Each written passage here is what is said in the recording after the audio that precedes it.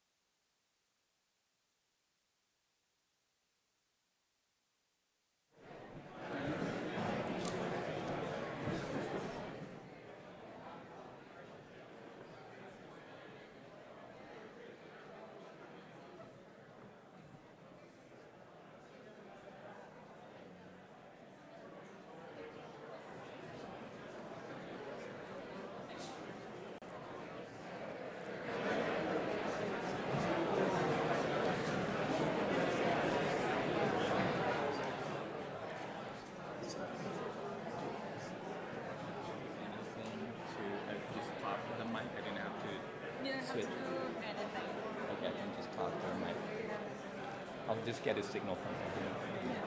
If you say yes, and then I can just go. I'll just go? Yeah, I would start with a good afternoon. Yeah. And then wait.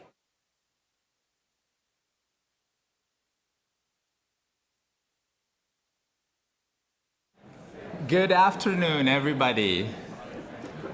Hi, my name is Azizan. Are you okay?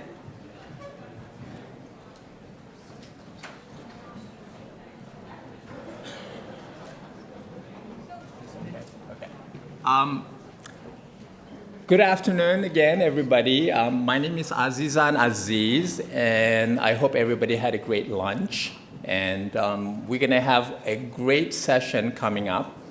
I am a faculty at the Center for Building Performance and Diagnostic, which is part of the School of Architecture. And we've been working with the Scott Institute in investigating, researching, and developing technologies for energy reduction and in-demand site management. And what we're looking at right now is commercializing some of these technologies so it can be available in the marketplace. We do have a set of outstanding panelists today to debate and give us insight on the topic of driving the built environment to higher performance with energy-efficient technologies and innovation.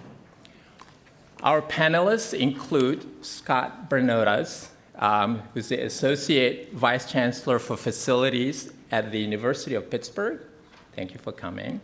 Michael Barnard, the project director at Oxford Development. Katie Flynn, energy manager at Giant Eagle. Aurora Sherrod, executive director of Green Building Alliance. And David Kang, Vice Chancellor for Infrastructure and Sustainability, and the Chief Facilities Officer at the University of Colorado. I like the title CFO as being Chief Facilities Officer. That's fantastic. So our panelists came with very impressive resumes, and I would suggest that you read them in your agendas or online. Also, we have Steve Gunter, which is our Director of Facilities and Operations. And I'm going to give the mic to him. He'll be moderating this session. Thank you very much. Thank you, Azizan. And it's great to be here with this panel. I'm most excited about these chairs and being the first group to sit in them. We were just at my Nana's house for Easter over the weekend, and I can tell you if these chairs were in her living room, we would not be sitting in them. We'd be looking at them. They're that beautiful. So we're going to kick this off with a quote that sounds like it's exactly suited for this conference. It starts with, "Working together, we're going to help businesses, cities, and states achieve their climate goals and accelerate the transition to a low-carbon future." Sounds like something that the folks sitting in the audience on stage here are already helping to do. That quote's actually from the University of California System President, Janet Napolitano during a launch of the University Climate Change Coalition, better known now as UC3. That happened in February 2018, and that coalition plans to pull together best practices, policies, and recommendations from all the UC3 forums across the country into a framework that can be replicated around the world. So David, first question goes to you. Your chancellor is one of 13 North American leading universities that has joined the push for research-driven climate policies and solutions, focusing first not just on your campus, but your broader community. Tell us a little bit more about UC3, how it's going to drive higher performance at your campus, the University of Colorado at Boulder. Throughout history, the university has been a respected pillar in the community across the globe. You know, our institutions are driven by two fundamental activities, research and education.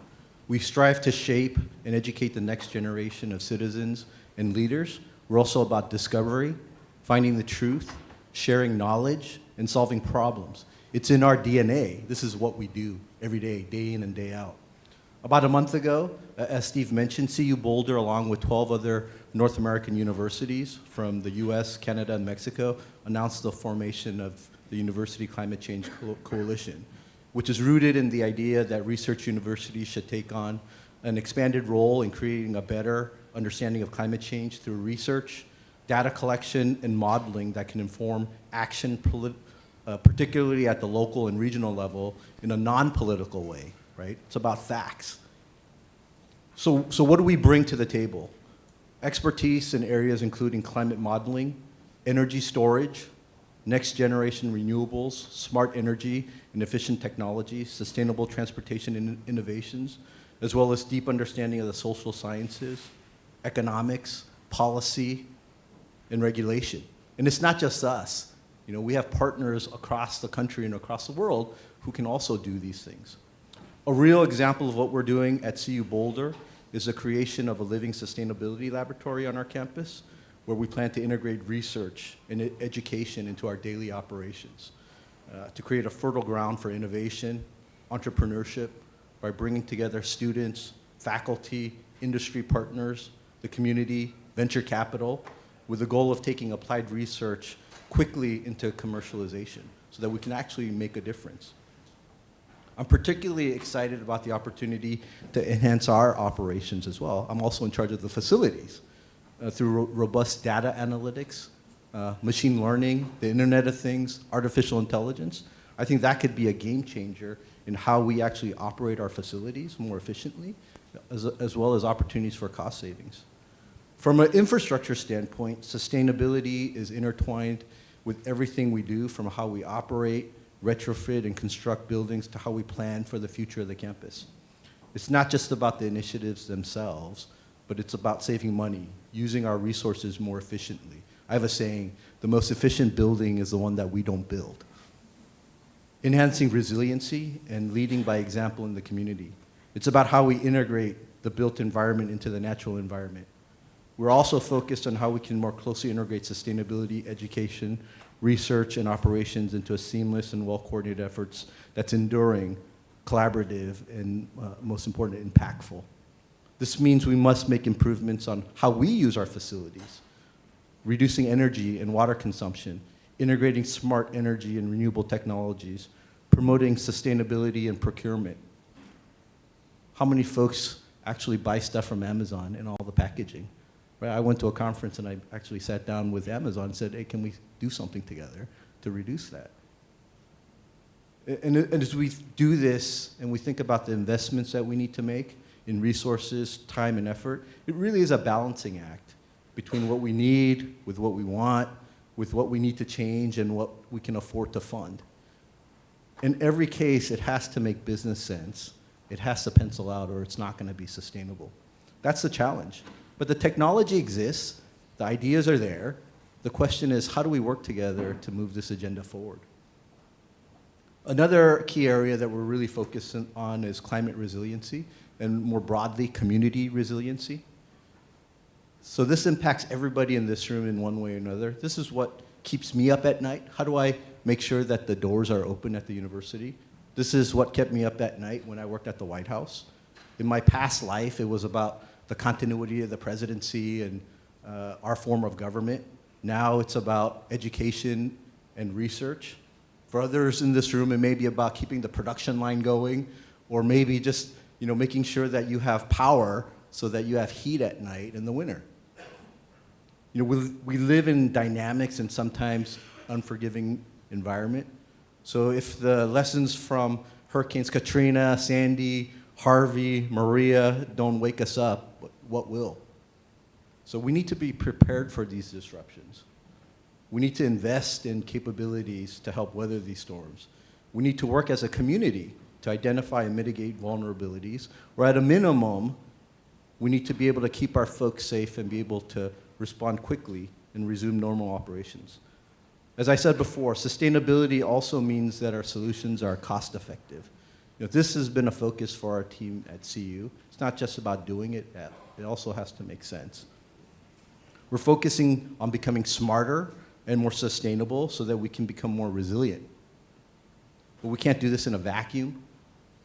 We need to establish, nurture, and expand research, innovation, partnerships, collaboration, and to really make an impact, it has to be a partnership between everybody that's in this room, and more importantly, everyone that's not in this room. Thanks. Great. Thank you, David. And just as a reminder to the audience, David's comments covered such a broad range. We are going to leave time at the end for questions from the audience. Please use the app. You have information on your table about how to access it, and we'll be able to address those questions at the end. So moving from a North American focus to a U.S. initiative, I'm going to turn to Aurora and talk about 401 million square feet of space that's united to try to catalyze transformation in their built environment. I'm talking about the 2030 districts nationwide. We've got about 1/5 of that overall portfolio here in Pittsburgh. It started about 5 years ago downtown as it expanded to include our neighborhood here in the Oakland district within Pittsburgh. David talked about a number of things that are going to happen through the UC3 initiative, and some of those may have parallels to things that have already started here in Pittsburgh with the 2030 district. What have been some of the achievements for folks that may not be familiar in the audience with 2030? And how have you achieved that success? The portfolio that's included is so diverse. How do you drive success across that diverse portfolio against such an ambitious goal? Okay, I'm going to see if I can hit all of those things. So taking a step back a little bit for context, for those of you in the audience who aren't familiar with it, in the early 2000s, there was an architect named Ed Mazria out of New Mexico who did some back-of-the-envelope calculations, said, if we're going to solve this whole climate change thing, what's building's contribution? Ran the numbers and said, wow, that is significant. Our existing building stock is consuming a ton. We're continuing to build and renovate new buildings. Over time, what needs to happen if we're going to move buildings from being one of the major contributors for climate change to part of the solution is these 2030 goals. And the answer essentially in numbers, which I know a lot of you love, and I do too, is carbon neutral for all new construction by the year 2030. And 50% reductions in energy use for existing buildings below baselines by the year 2030. Then you have to layer in 50% reductions below baselines of water use and transportation emissions. And oh yeah, everybody needs to do it. So when you do this in the early 2000s, it went out to the architecture, urban planning community, and they said, this is great, and they started working with some really forward-thinking owners and institutions across the country, and just ticking away one building at a time until an individual named Brian Geller out of Seattle was walking around Seattle, saw their district steam plant, and said, what if I talk to all the owners who are connected to that facility and ask them with their existing buildings to contribute to these 2030 challenge goals? What would that do? And he created the first 2030 district, the Seattle 2030 district, in collaboration with the city of Seattle. In Pittsburgh, we thought that was such a great idea that we adopted the model in 2012. We launched in August 2012 with 61 buildings and just over 30 million square feet. So remember those numbers. And just in downtown. We did it quietly. We talked to owners and institutions who we thought would be interested. And it's a really interesting conversation to go to a building owner and say, 50% reductions by 2030, energy, water, transportation emissions. And oh yeah, we're a green building organization, so we're going to help you improve indoor air quality as well. because you can't just seal up a building tight. And a lot of people were really interested, especially those who always thought that they didn't have a seat at the green building table because they weren't eligible for a certification, they weren't moving fast enough, they weren't doing a major retrofit, or their performance was just not very good. So we created a safe space for people to do this across sectors. So commercial office buildings, cultural institutions, public buildings, K-12 schools, retail establishments. And we started making it voluntary, safe, baseline, benchmarks, it's over time, and there's a geographic boundary. And all of those things really resonated with Pittsburghers. So Steve said 401 million square feet. Internationally. So there are 19 2030 districts in North America. Pittsburgh has somewhere between 20 and 25% of all the square footage committed to those 2030 challenge goals right here. So we're somewhere around 500 buildings and 80 million square feet. If you want to know the most up-to-date numbers, you're going to have to wait 2 weeks until we unveil our 2017 performance numbers on April 19th.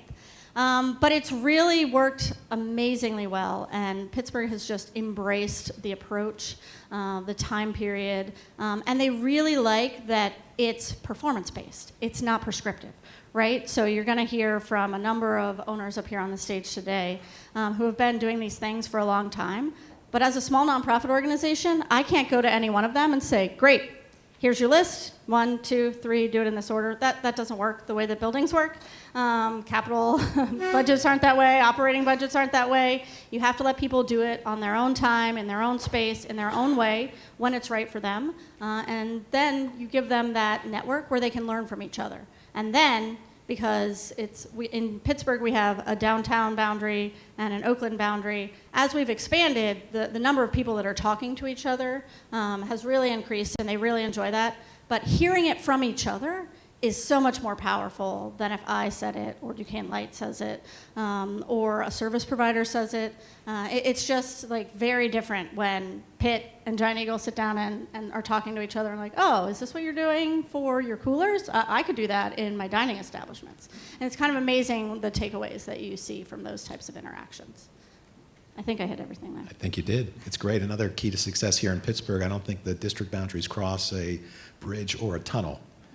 And so Not yet. Not yet. And no spoiler alert about the results coming out in 2 weeks for us. Fantastic. Well, Scott, your campus is signed up for the 2030 district, and there's been a number of other really exciting things happening at the University of Pittsburgh. Let's start out with some background going back 15 years ago on your campus. In 2003, your campus established the Mascaro Center for Sustainable Innovation. That's your home for education and research related to sustainability.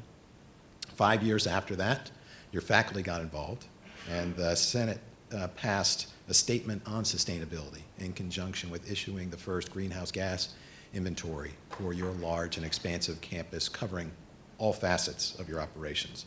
If we advance another 5 years beyond that to the next milestone, your campus published its report on sustainability, which for the first time ever put in print all of the achievements related to sustainability across your campus life. Talking about research, talking about housing, talking about student, talking about justice, just as well as you're talking about energy.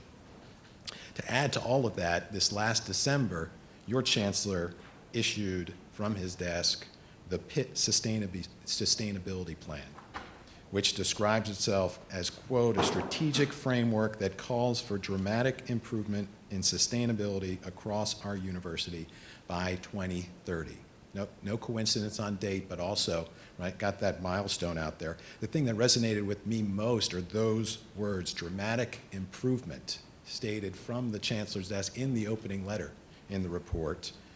You've already done so much on your campus. Obviously, that's a call to do so much more. Can you tell us a little bit about the plan, specifically about the things that you're going to be doing to help to achieve the chancellor's goals? Great. Thank you very much, Stephen.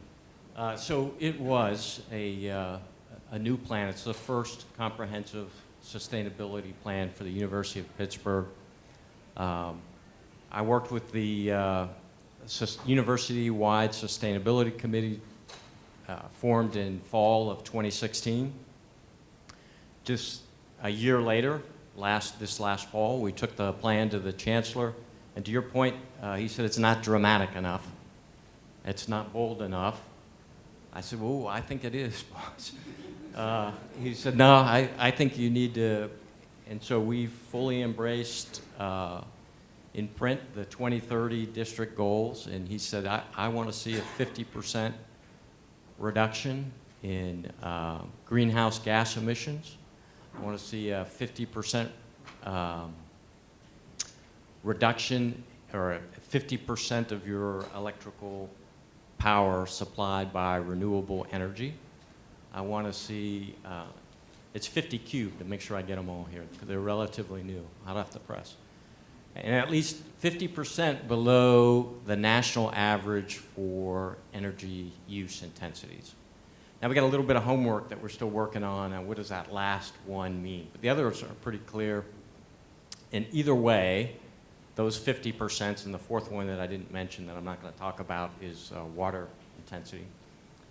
But all of those are significant changes for a very diverse, 12.5 million square foot university with buildings dating back, about 100 years to brand new modern buildings, which are less challenging. But right off the bat, we heard that a little bit in David's talk, what we realize is, one is these aspirational goals are going to cost, they're going to benefit, but they're also going to cost. And so we feel it's incumbent upon us to figure out what that advantage is, and is it worth the cost for the university. Now, we've committed to those aspirational goals. Since the chancellor signed that, and it's right there up front in page 1, since he signed those ambitious goals, we've been meeting every other week in facilities management on that energy piece, on those 4 50s. And what we found is, despite having signed up for the 2030, we never really had a comprehensive implementation plan, roadmap, on how we're going to get there. So that's what we've been doing, every other week since then. We've implemented a what we call project payback fund. So the university has committed $5 million for energy projects that will pay back in 5 to 7 years. And we haven't nailed down what that time frame is. Obviously, as we're new to this, newly implementing this, we feel there's a lot of low-hanging fruit, and hopefully we'll be able to come up with some rapid payback quickly.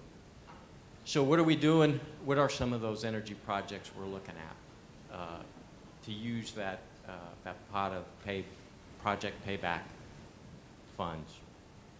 We're looking at continuous commissioning. In fact, just this morning before I came here, I was in a meeting looking at another approach at continuous commissioning, which would look promising.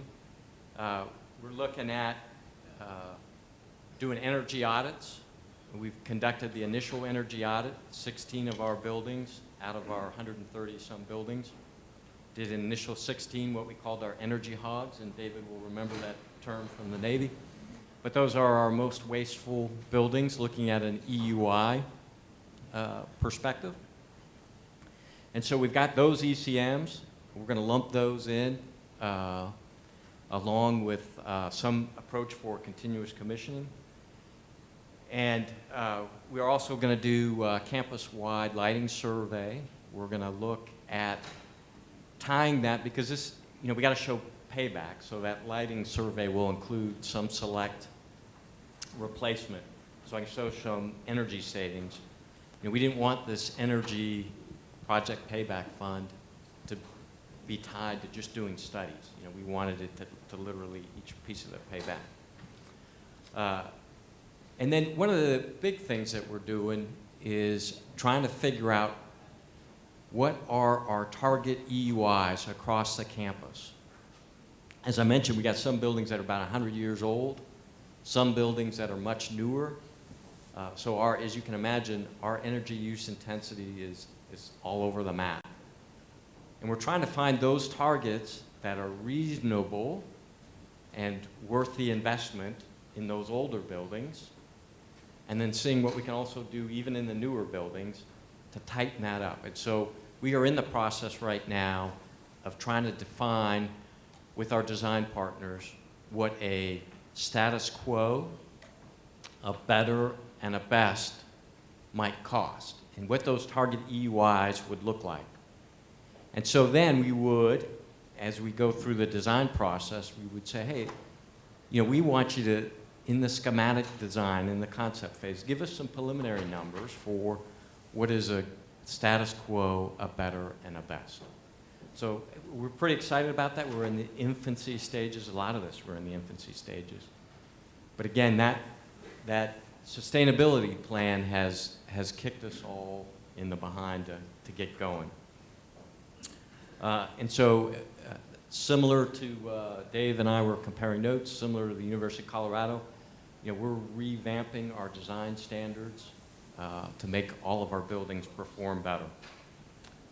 And hopefully that's it. That's great. It's amazing how a commitment from the top can create alignment and break down silos within a university and bring the whole campus together against a unified goal. And the planning is incredibly important.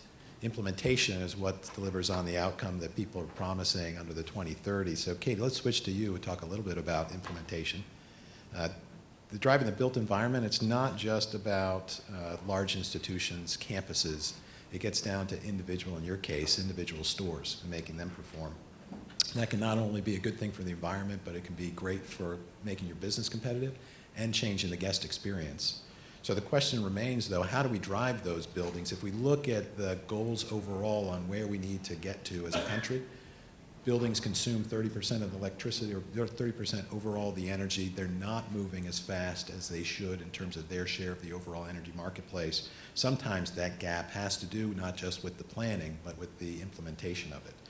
You've got about 400 retail locations across 4 states. That's a huge portfolio, and not all connected and nestled within a close geographic proximity. How do you drive implementation and success across a portfolio like Giant Eagle's? Steve, thank you. And it is really challenging when you have so many different locations and you know how to save energy. It's just going and how do you actually flip those switches, change out the equipment, and actually make that improvement's really challenging.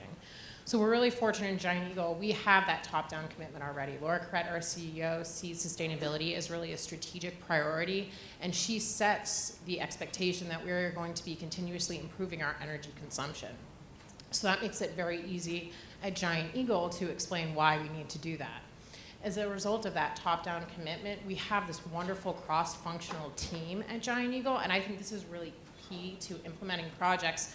So on an ongoing basis, people that work in sustainability, engineering, procurement, energy procurement, and operations meet on a continuous basis to evaluate different projects. And what we do is then prioritize projects based on what technology can we roll out to all the stores, what technology applies to our most energy intensive stores, and how easy is it to implement it? What's the payback associated with it?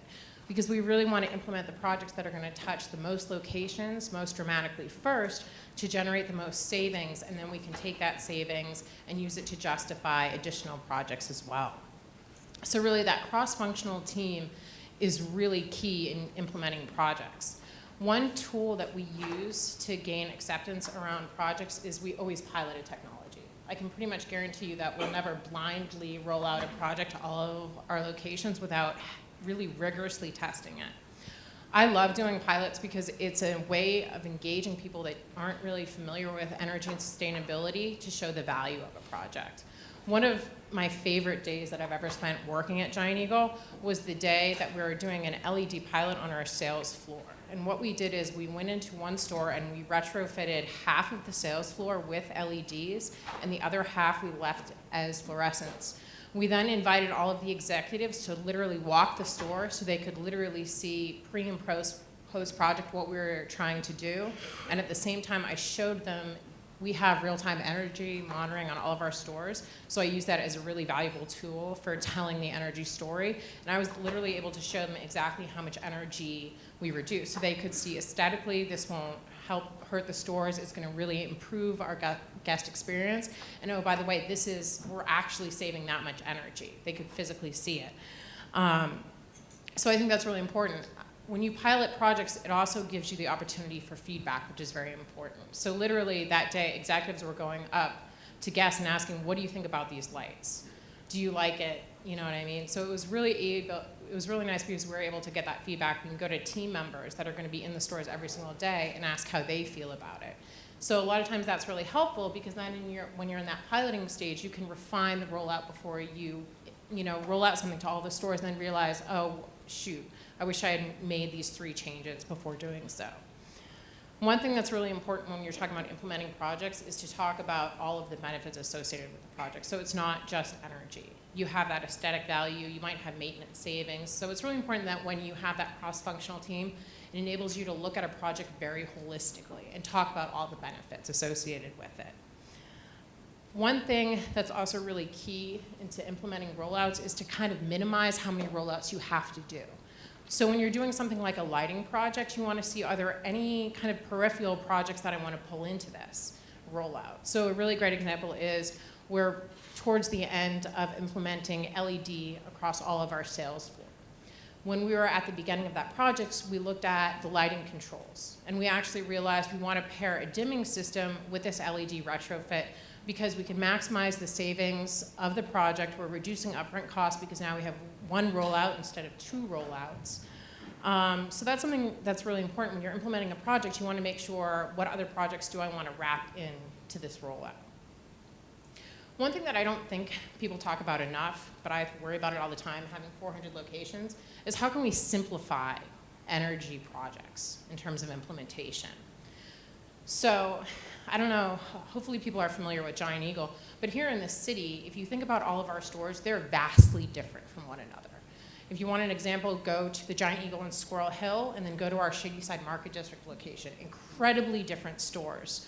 So when we do something like an LED rollout, I don't have the time and internal resources to necessarily do a custom solution at every single store.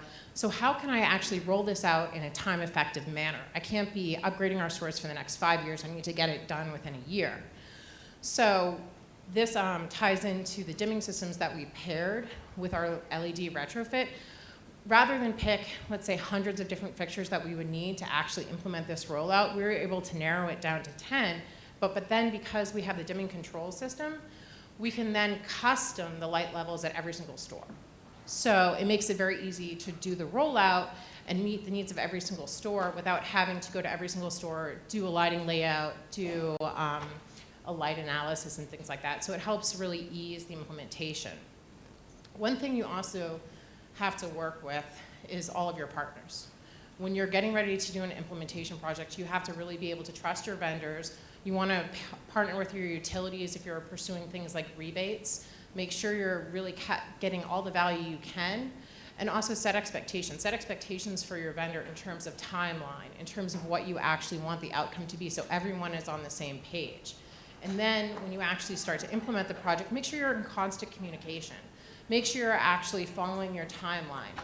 Make sure you're sharing lessons learned. If you have one crew that they found an efficiency and they're able to reduce install time by 10%, you want to make sure that all the install teams are sharing from that knowledge and you're benefiting from it. So once you're underway with your rollout, you want to be in constant communication. Make sure you're actually implementing your plan as necessary. And one important aspect of implementing projects that I think a lot of times people forget about is when it's done, following up, reporting on it. One thing that I always kind of laugh about is when it comes to energy efficiency, a lot of people are focused on the P&L statements. And I always track energy cost, energy consumption, and energy price.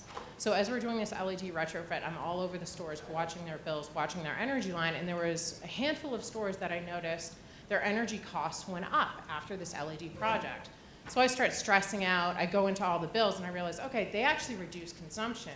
2 line items increased to the point it completely negated from a cost perspective our LED rollouts. And then I actually had to create the story internally and say, listen, this turned from a cost savings to a cost avoidance, and actually show people we absolutely reduced and the project was successful, and this is what would have happened if we hadn't done it. So it's really important that you're communicating with your vendors, communicating internally on the success of a project, and you also want to monitor it to make sure you actually did receive that savings. For a lot of projects, you can install controls incorrectly, and then they're actually not functional, so you always want to do that due diligence after you implement a project, communicate that success, ensure it's working as it should be, and that eases kind of when you have your next project, because you already have that internal buy-in, which is so critical into getting more projects done. Thanks, Katie. I think it's amazing how Giant Eagle has such a commitment to brand standards that adds actually complexity in trying to implement projects, because you've customized your brand to all the different real estate that you occupy. And you've done it in a way that has not diminished the guest experience when you've rolled out a project across your portfolio. I've been with Giant Eagle for about 3 years, and when I started at Giant Eagle, I was like, we have to have kind of like groups of stores, and it took me about a year to really accept that every one of our communities that we're in is different, and every one of our stores in those communities is really different, so it's really unique, but it's also fun. See, I only thought that existed on a college campus. You guys can, right? Every building's unique. It happens at Giant Eagle too.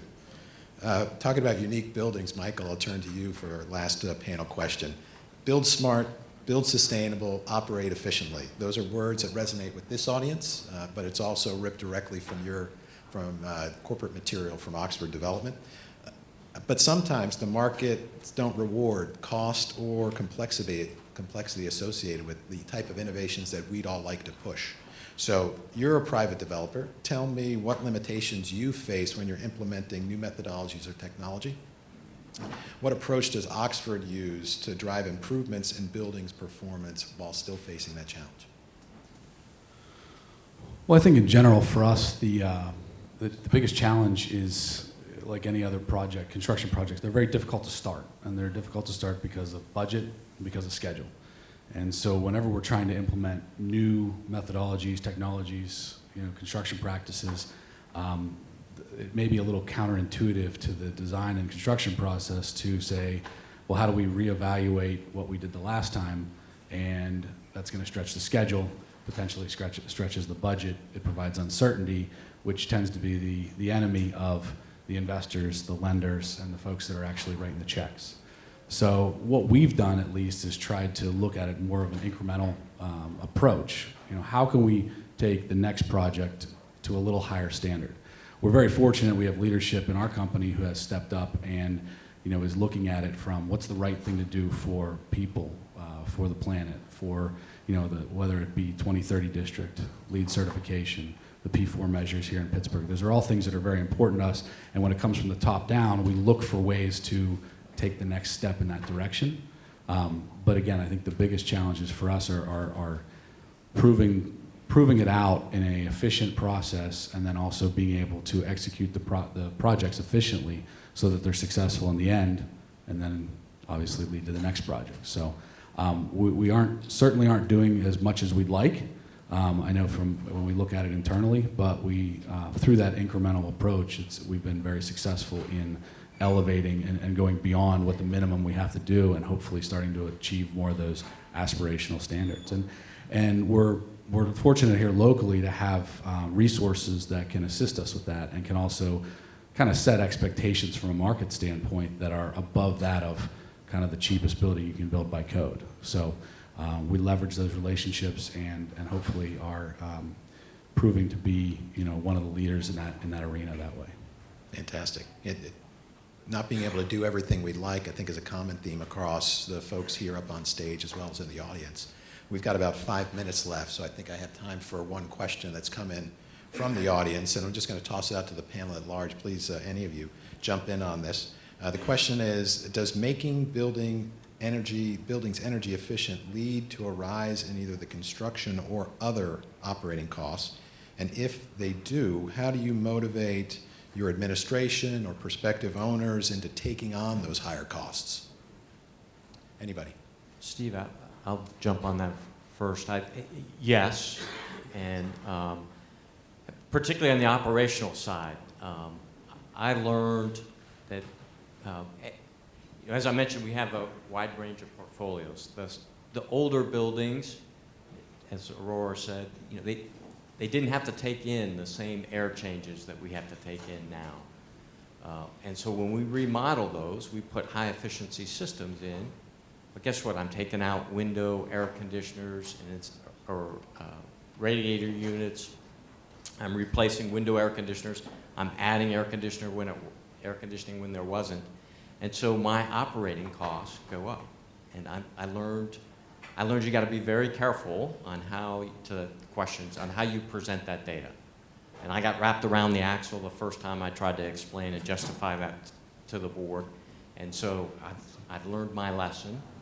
And and you have to be careful. You have to tell the story on how that energy cost is better. It might be more for that space than it was, but we've bought a benefit, so it becomes a cost avoidance rather than a cost savings. I think it's yes and no. And so, the example of the LED lights is a great example, right? So it may cost more up front, but the life cycle cost may be significantly lower, especially if you have to pay, $80 an hour for an electrician to come out and re-lamp, every 2 or 3 years versus every 15 years, right? So I think, what Scott talked about, what we're working on as well, changing the design criteria so that we actually are more thoughtful in what we put in there. And then I think more importantly, going from what you talked about, the first cost of construction to life cycle cost. And so looking at the entire system from, when you build it, when you plan it and build it to disposal, and looking at the life cycle of the building and seeing what's the right investment to make. And doing that in the early stages of planning, I think, is the direction that we need to head in. And so the focus has always been on the first cost. How can I save money on this, multi-million-dollar project? Well, you may be saving $500,000, but you're going to be paying $8 million over 60 years of the life of the building, which is probably not the smartest investment. So I think that approach is going to make a difference. So we answer this question every day, up, down, and sideways. And we make the case for it with all sorts of different owners and sizes and types. And the answer is it doesn't have to, but sometimes it does. And sometimes people get super excited about everything that they're doing, and they want to change the paradigm. And that's a really important thing that I think David just hit on is, this question about buildings consume 40% of all the energy that we use in the United States. We've been using that statistic in the green building industry for 25 years, and the number hasn't changed. That's the problem, right? Because we're not shifting. We're like doing these incremental reductions. And this is why things like the passive house movement has really resonated with some people, because it takes an entirely different approach. It's like, great, take energy use, cut it down by half at the beginning, at a minimum cut it down by half, maybe all the way down to 10%, and then have your most efficient building layer on renewables, and don't worry about it because you're building an asset. And I think that's one of the things that we sometimes forget about in the building industry. It's not just about economics. We're building somewhere that's going to be a place that's going to contribute to that community and our environment for 50, 100, 200 years. And we really need to be treating our buildings like assets. I think it's possible that as we talk about life cycle assessment, also talking about risk as well. So talking about what happens if energy prices double in 10 years. We're planning on this building being here for another 20 years. So, both in terms of energy costs, in terms of sustainability, in terms of resilience, we also have to be talking about risk, especially when it comes to new construction. And we're going to be stuck with that asset for decades to come. This is really the best opportunity to avoid some of that risk so we're not implementing projects halfway through and then missing the benefit from doing it from the beginning. Michael, any last comments? Well, I agree with everything that's been said. I think that the challenge, again, is also, there certainly is that first cost, and it is a challenge, but the life cycle cost is something that needs to be evaluated, and that's something that, at least in a lot of the markets that we deal with, changing that paradigm, because so much of our life cycle costs are reliant on tenant behaviors. and where the savings are actually realized and how that affects kind of the success of the project on the economic model. And it's something that we're working to try to get better at. It's a little different than an institutional scenario where the same people who own it live there and can be controlled maybe a little bit better. One of the biggest differentiators for us is would be in some of the amenities and the attractiveness of the property. So some of the low-hanging fruit, whether it's enhanced energy performance that the tenants realize on where we can do it incrementally, EV stations that are put in our properties, things like that they see, and we start to see the tenants that want it pay maybe a slight premium for it. That's where it helps to feed the model back, and it's easier to take those things on at the beginning. So. Thank you. I think we're at the conclusion of time, so I want to thank the panel for the things that you did before today at your respective institutions or organizations, and the leadership that you exhibit to help drive this important aspect of the built environment to higher performance. Thanks for your insights for the audience today. Looking forward to interacting with you more throughout the rest of the conference. Take care.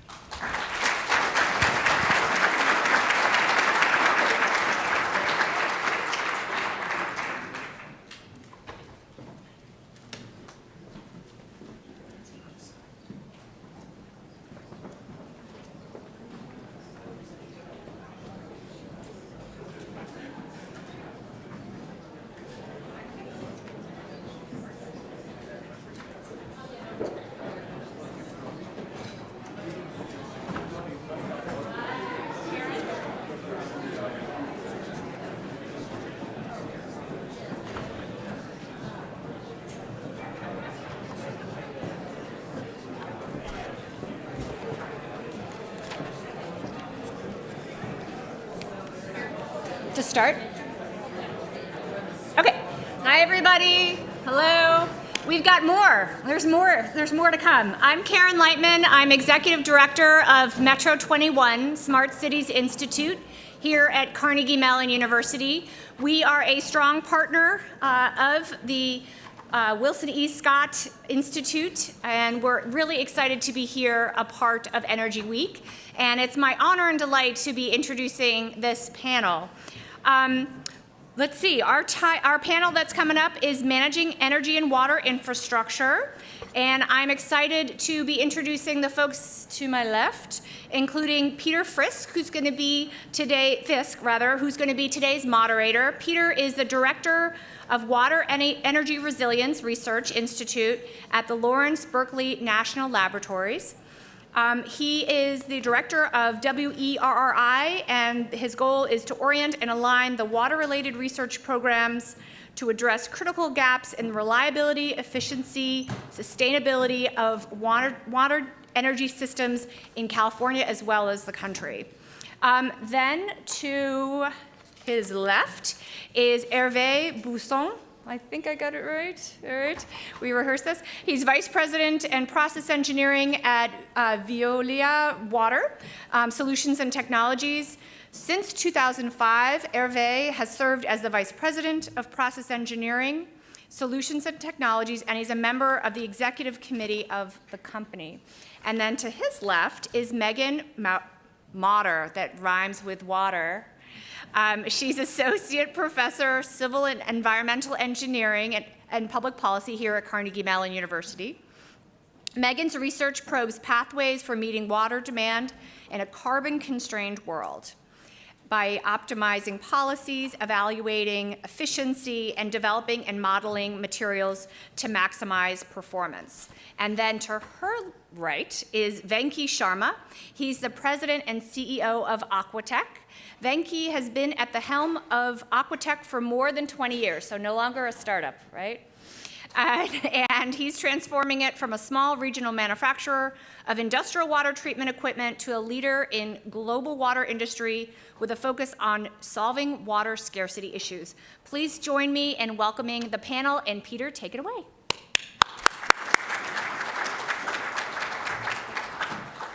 Panelists, thanks very much for coming out today. Right when we were off stage, Hervé, you said that you've been in R&D in water for essentially your whole career, but you said now is one of the most exciting times to be in water. Tell us why. Yeah, so I was in Canada in R&D, then in France I was heading the R&D center for our company, and I came to the US, and I'm an R&D guy, in which sometimes my boss say you're too R&D. I can assure you that I've seen a lot of innovations, but what I see today is the background innovations in material sciences, biotechnology, computer sciences, digital sciences is so exciting because we have a lot of things that our industry will be able to use in the future. So when I see young kids in universities, not new, but I really tell them you are lucky because you're going to have a very interesting, bright future. And water is no longer considered, you know, a small thing. Every industry is seeing water as strategic. So it's a fantastic time. And Venki, you now lead a company that is innovating in the water space. I noticed in our previous title, it was titled Managing Energy and Water Infrastructure, but it said Managing Energy, comma, and Water Infrastructure. So why don't you tell us a little bit about where you see the emerging connections between water and energy, in particular in Pennsylvania? I think, is my mic working? Yes. I think that energy and water historically, and more so today, are very intertwined, and we call it the energy-water nexus. Energy requires lots of water, and treating water, whether it's for air pollution, whether it's for high purity, requires lots of energy. In Marcellus Shale, as an example in Pennsylvania, energy extraction for shale gas, shale oil requires tremendous management of water, whether it be for treating and for the reuse of frack water or production brines, which ultimately are end-of-life type water. And so there's a lot of recycle and reuse treatment, and there's a lot of ultimately more advanced technology treatment emerging as a area and a market. You know, I don't like to call, you can't generalize Marcellus Shale. You really have micro markets that develop based on where the concentration of TDS is in a market. Why don't you define, well, I was going to say TDS is total dissolved solids. In other words, the amount of salt and dissolved things in the water. Correct. So typically, you know, southwestern Pennsylvania will have an average total dissolved solids level. It'll have an average distance from disposal, and it'll have average water availability. And depending on all of those things, the need for advanced technology will happen, you know, the amount of brine production. So in other words, you have different flavors of water even across a single producing area. We would call them micro markets. Micro markets, and then different environments around the United States will have different flavors of water as well. Absolutely. I mean, if you're in the Permian Basin, it's a water scarcity-driven market. In Pennsylvania, we're typically a disposal-driven market, or lack of disposal. So in power, oil and gas is largely the same, and electron is the same no matter where you go, but in water, things are very different. Megan, in Pennsylvania, what challenges do you see that gives for water infrastructure if the conditions and the chemistries of water can be so variable? Yeah, so... It's on. Okay. As Venki was alluding to, in the produced water treatment space especially, there is quite a bit of variability both spatially but also temporally, which means that your treatment technologies need to respond to very, very different total dissolved solids concentrations over the lifespan of the well. Megan, why don't you explain a little bit about, so our audience is familiar with what happens when you're at the various stages in oil and gas. What types of water go in and how do they come out and how do they change? Just briefly. Yeah, sure. So when you are injecting your frac fluid, that may be a freshwater source that's being used to suspend the proppant and the chemicals that are used in the hydraulic fracturing operation. Or some of that water may actually be recycled, so we'll come back to that in just a second. You also have formation water, or water that is present in the shale itself.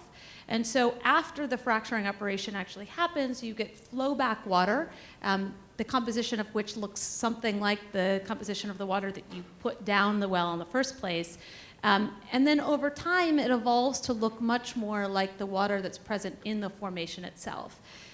These shales have a number of different minerals that make up the rock, including large concentrations of clay sometimes, which have lots and lots of ions sort of trapped in that clay layer. And that is most likely the source of a lot of the high concentration dissolved solids that we see in the flowback water here in the Marcellus. It sounds like a terrible treatment challenge, and in some respects, is this putting new demands on the technology for water treatment? Hervé, as leader in R&D in one of the largest and most sophisticated water technology companies in the world, how is that challenging the traditional water treatment systems? Yeah, I think, we have best available technologies that have been established and sold for a long time. But when we treat this type of new waters with change, like you were saying, Megan, definitely you really need to rethink your standard offering. You need to optimize it. You need to tweak it. What the customers want, what the industry wants is resilience, reliability. Every day the plant is not running is very important. So I think the way you design a plant for this type of application in Pennsylvania is different from what we have been using to do in other places. And truly we are learning also every day as you get confronted with the industry, how to optimize this train. You see a lot of two types of technologies. I'll stop there, but you have technologies that are implemented at the early stage of fracking, which is very dispersed, small mobile units, that's going to go. And then at some point when you start to do more and more and you have more flow, then you're going to start to see bigger plants. And the technologies we use are state-of-the-art technology. You need evaporation membranes. Those are complex. So one of the things that a lot of people might not realize is that the volumes of water relative to the hydrocarbons you get. I'm trained as a geologist, but even I was surprised by the volume of water relative to oil that comes out of the ground, even in a quote-unquote normal well. So many oil and gas companies really are in the water business, whether they like it or not. Venki, have you seen innovation from the oil and gas industry with respect to how they treat their water, or are they relying on us to solve all these problems for them? I think the oil and gas producers are demanding innovation from ourselves, Veolia, and other players in the market. They're demanding technology innovation. They're demanding business model innovation. Hervé referred to mobility. Taking technology into mobile assets has become an important aspect. One of the things as far as customers innovating themselves, to your question, Peter, they have, what we see emerging is really depending on the recipe that and this becomes fairly complex for a producer because he's thinking about how often he's going to have to re-stimulate and the well as as his yields. And the more sophisticated producers are really demanding designer water, what we call designer water, a very specific recipe. And that's part of the innovation that's going on, and that's demanding technology innovation from ourselves and others. So you have to sort of become the barista from hell. You've got an infinite variety of water coming in, and you've got to make an infinite variety of different flavored drinks going out. Well, keep in mind, most of the water we deal with is 3 or 4 times more concentrated than seawater.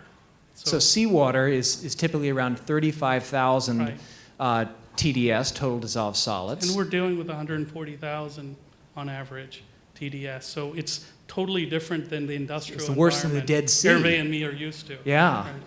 And you have to purify that. Do you have to purify that to drinking water standards? That sounds like a very complicated and perhaps insurmountable task. The outcome is drinking water standards because of the technologies deployed. Membranes, evaporation, eventually yield drinking water standards. The producers don't require it. It's an outcome of what processes are demanded by the situation. So wait a minute. So we don't necessarily need to treat to a drinking water standard? If you're discharging, you might. You might. Yes. Okay. Megan, this issue of treating to different levels, how does that pose challenges and opportunities for R&D? And what new exciting frontiers do you see emerging from the science side of things? Yeah, so I think that the first frontier is actually avoiding treatment altogether or minimizing treatment. Treatment is very, very costly. It's also energy intensive, and it's hard to do at the distributed scale that's relevant to most of these oil and gas operations in a place like Pennsylvania. And so the first innovation is really in being able to reuse that flowback water despite its high concentration of TDS. There's been a lot of innovation in the formulations that companies have used, and we've moved from gel fracs, which require low divalent ion concentrations. Now that's a lot of technical speak. So gel frac. Are you saying you put jelly in the ground? It's a cross-linked polymer that's used. Oh, that's much better. Thank you, There Megan. you go. Yeah. So the first innovation is really in moving towards water reuse operations. There's also been a lot of innovation in how you treat a high salinity brine. So our lab is doing some work in using low temperature heat to drive membrane distillation processes.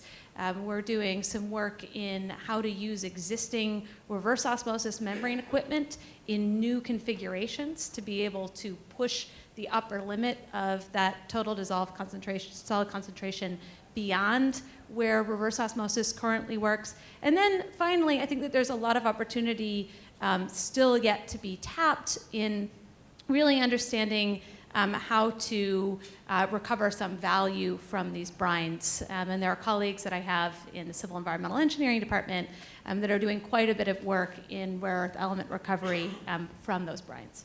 Hervé, Veolia is an international company, and now we're talking specifically about some of the challenges and opportunities of dealing with water in the energy sector in the United States. Can you look at other countries, or is Veolia working elsewhere in the world, and are you seeing some interesting examples or lessons that can be inform the United States, or are we really on the forefront of dealing with some of these challenges? Yeah, I mean, there is a lot of, it depends the scope you take. I mean, if you take shale gas, definitely I think here is at the front of what's happening. If you enlarge to wet gas, and then you enlarge to shale oil, and then we have seen we've seen projects in the world. We have seen very interesting projects. They're all very different. The regulations are different. But the funny thing is the technology's base is similar, but to make the process resilient, small changes are very, very important. I think for me the key is, so we are in the world, there is a lot of demand, to answer your particular question. There is a lot of interesting projects worldwide. We are also working a lot in the power industry in general, power plants, so we could enlarge it a little bit, but for shale gas, I mean, here is really where things are happening. Yeah, Hervé, you bring up the point that water and energy are interconnected across a number of sectors, not just oil and gas, and in fact, in the United States, one of the biggest revelations was when droughts come, oftentimes power plants are not able to operate at peak capacity because they utilize just the existing river water, which may end up really flowing at a much lower level. Yeah, New Mexico, right now, the U.S. is amazing. So I come from North Carolina, as you can tell from my tell by your accent, that's right. There, the problem is too much water in too short time, when we have, but then, New Mexico. And so I think in the US, you have these amazing problems linked to water. Sometimes not enough, sometimes too much. Definitely a big Yeah, issue. talk to Houston about too much water. It can happen. Venki, it has been said that the water industry is very slow-moving and not terribly innovative. And yet you've been, you're leading a company that is in this space. First of all, is that a fair statement, or is it not quite true? And if it is true, how does a technology innovator be effective if the environment is slow-moving? I think that in general, the water industry has that historical brand of being slow-moving on technology. I think ultimately we're driven by our customers' demands. We have kind of three mega trends that are going on. One is water scarcity that's been increasing, that's driving innovation. We have regulation. And then we have ultimately higher purity demands from processes that are driving innovation demands. So more than ever today, as Hervé referred to, I would say we're in the golden age of water technology, and areas such as electrochemistry, areas such as material science, areas such as membranes, biotech, digitization, automation, chemistry, all converge into solutions, because all of these require solutions. And kind of, I touched on automation, but today we have the issue of how we can drive automation towards optimization and robustness and delivering performance. These are frontiers in water that exist. So I think today, like no other, is the frontier of, it's a golden age for water technology. That's great. And Megan, are you seeing that from undergraduates at CMU, or is the message not out yet? Do you have a line around the hallway outside your office seeking to become majors in your discipline? Well, I see that Kaval is here instead of being at class, but it's great to see you, Kaval. I do see a lot of excitement, particularly among students that are interested in engaging in the research space. So I think that as more and more undergraduates come in with interest in the water space, finding ways to link that research to companies and to provide a path forward for them to continue innovating in their professional careers is really important. Mm-hmm. Thank you. Here, people on this panel are probably well aware, and maybe some of you in the audience, that Cape Town, South Africa is facing a dire crisis with respect to water supply. And I'm curious for each of you to share with us, first of all, we all in the water industry know this issue, but what do you think the lessons are for Cape Town's situation? And I just want to sort of pass that question.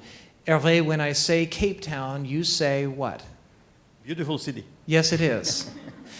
No, I think planning is very important. You know, water should not be taken for granted. We need to look at data, we need to plan, and we need to understand, in the case of Cape Town, you know, if they had planned, you cannot plan everything. You know, sometimes Australia built an incredible capacity of desalination plants, which was good for the industry, and suddenly it started to rain a lot. That's right. It was as if they made a big pile of money on the beach and set it on fire, and the rains came from the sky. So that's a bad example. So, but I think we really need to plan, to think. I think also what's important, think energy. Don't think only water. It costs a lot of energy to desalinate seawater. So what about reuse? I think reuse should be definitely a big part of the city thinking, because reuse is cheaper in terms of energy. It has less, you know, easier, in a way, cheaper. So, so I think planning is definitely, and some of our cities have not planned enough. In the US, we know that in terms of water infrastructure, unfortunately, there hasn't been enough renewal. So the underground infrastructure, which is, you know, the pipes, are totally, some of them need change. And the budget needed to really upgrade that is a very big budget. So, and then think innovative. Don't think like the old ways. Do we need these mega centralized structures, or do we need more decentralization and dispersion of, I mean, all that needs to be carefully rethink. Yeah, okay. Megan, I say Cape Town, you say? I say that we really need to think about resiliency and diversification. This is a term that Hervé used earlier, but resiliency incorporates tapping a number of different sources, whether that's groundwater, whether that's surface water, reservoirs, whether that's water reuse, or whether that's water desalination. Particularly in a changing climate when we don't know exactly how precipitation is likely to change over the next 50 to 100 years. We're likely to need to have a wide portfolio of water supply options to be able to ensure resiliency to that changing climate. I say Cape Town. Venki, you say? Singapore. Tell us more. I say prevention through strategies similar to what Singapore has undertaken, because they've taken up a multi-tap. You know, this is a island country that should have only focused on desalination. They focused on everything possible on water and energy efficiency, innovation. They're constantly threatened by Malaysia of shutting down the tap. So, you know, they set out a very compelling blueprint for planning. And it's a mix of trying to drive down the cost of desalination through power reduction. It's things like knee water, where we change our thinking. We understand. What's that term again? Knee water. Like right here, knee water? Yes, no K. But basically, it's taking recycled water, whether it's industrial sewage or others, and recycling it, and understanding that water is water, and if it's chemically clear and drinkable, then you do it. So Singapore has actually pioneered direct potable reuse. That's right. Do you think that that is something that the U.S. could effectively manage or even emotionally accept? We may not be, that may be an eventual tap. We may not need to do that anytime soon. There are so many other things, industrial reuse, other forms of reuse, and it's, the first two issues are really about optimizing reuse and the use of desalination, and then continuing down other paths. Singapore has been more aggressive. We can do it. There's no reason we shouldn't do it. Megan, some people complain that some of these water solutions like desalination are just enormously energy intensive and they have their own carbon footprint associated with them. Some people suggest that really a lot of our needs could be addressed simply by conservation. Do you think conservation is largely an answer? Do you think what's the point of no return with conservation? Yeah, so I want to point out that there's not just a carbon footprint, but there's also air emission externalities associated with this electricity consumption, as well as chemical consumption. So we've done a lot of work to try to quantify that, and in many cases we find that these air emission externalities are even larger than the public health benefits of treating some of these water sources. So really, the smog is worse than, the harm from the smog is worse than? For some specific applications, wow. And some specific required best available treatment technologies. There can be some real trade-offs in the air emission externalities associated with water treatment, especially if we're using very energy-intensive water treatment processes like mechanical vapor recompression and crystallization, where you're taking water and you're basically evaporating all of that water and making a pure salt. So we do need to think about what those trade-offs are, and I think that doing so in a quantitative manner helps us to make wise decisions. I also think that much like in the energy efficiency space, thinking about water efficiency is likely to be the lowest cost and certainly the least impactful opportunity, well, the least environmentally impactful opportunity for reducing the energy intensity of water treatment and of water supply. That conservation can come through retrofitting of our infrastructure systems for water delivery. It's also already happened quite a bit through innovation in our appliances. But there's a number of existing opportunities to think about conservation and water recycling that still need a lot of work. Hervé, Veolia runs a number of water utilities even at the national level in some countries. In the energy sector, we've often struggled to have our power suppliers accept and embrace energy conservation because it simply means less revenue for the power producer, and they're stuck with the same amount of infrastructure and less revenue for their infrastructure. Do the same situations apply for water utilities? And if so, are there any clever solutions to solving that problem? So there's two models in water utilities. There is one where the utility doesn't own the assets. So basically the utility is just an operator of the asset. That's typically what we do in many, many cases. So in that case, the revenue, I guess, you will always probably have a bias, like you mentioned. So yes, but I think in that case, there is also an incentive sometimes in different cities would incentivize consumption. I think it's very important to really look at this upstream reduction of usage. And then the second model is, okay, then we also are a capital investor in the project. So, but that's not what the companies like ourselves would do, but there is also private utilities which also basically put the money and own the assets.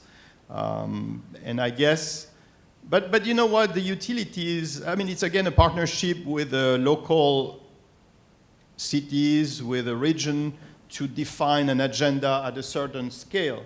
And then you push that agenda, and the water utility is part of that agenda. And then so conservation just becomes one of the elements in an overarching water strategy. Yeah, that is defined on a higher level, on a basin level, maybe on a water basin level. And then you basically abide by certain guidelines, and you have certain incentives to, to minimize your consumption. Yeah, great. I'm going to encourage audience members to send in some questions. We've already gotten some wonderful questions here, and here's one that I like a lot. The audience member asked, what about the use of desalination plants as a flexible load? So how can water treatment be actually used collaboratively with energy generation and energy supply? Megan, do you have any thoughts on that? I do. We should actually get my graduate student to answer this question, but he might have been the one asking the question. You never know. You seeded it. Yeah, so I think that there are some trade-offs. These are typically pretty capitally intensive treatment plants, and so you don't want to overbuild water treatment capacity. If you are concerned about, if you're going to be operating at a capacity factor for your water treatment facility that's only 20%, but you still need to supply your municipal water, your municipal water needs, you're not going to upsize that plant by 5 times. So you need to think about what are the trade-offs in capital costs and operational costs, making this a somewhat difficult play for a desalination plant. We're doing some work right now, particularly in distribution systems, to understand what sort of capacity there is to shift the load for pumping and what implications that might have for water quality in the distribution system as well. And then I think the other piece that is really important to think about is smaller scale, more distributed systems, particularly that have intermittent treatment needs.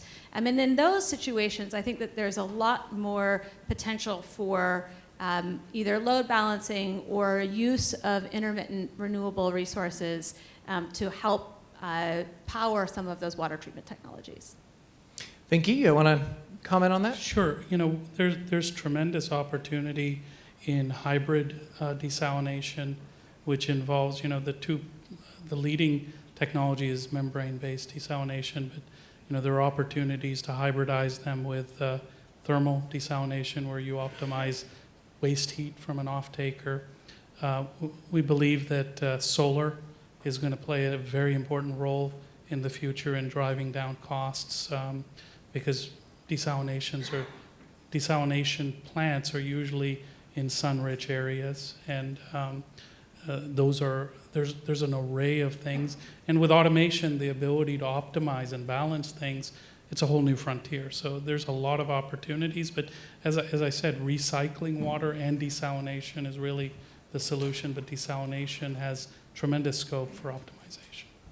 Hervé, Veolia, do you also run power facilities in some places? Yeah, no power facilities. We run power systems like cooling, district cooling, district heating. Yeah. I have 2 interesting examples. One from a Swiss friend who tells me, we have got you good, you guys, because what they do, very interesting. You know that the power plant, has excess capacity at night, depending how power is produced. If it's nuclear, you don't want to go up and down. So what they have done is fantastic. They bought the cheap power at night.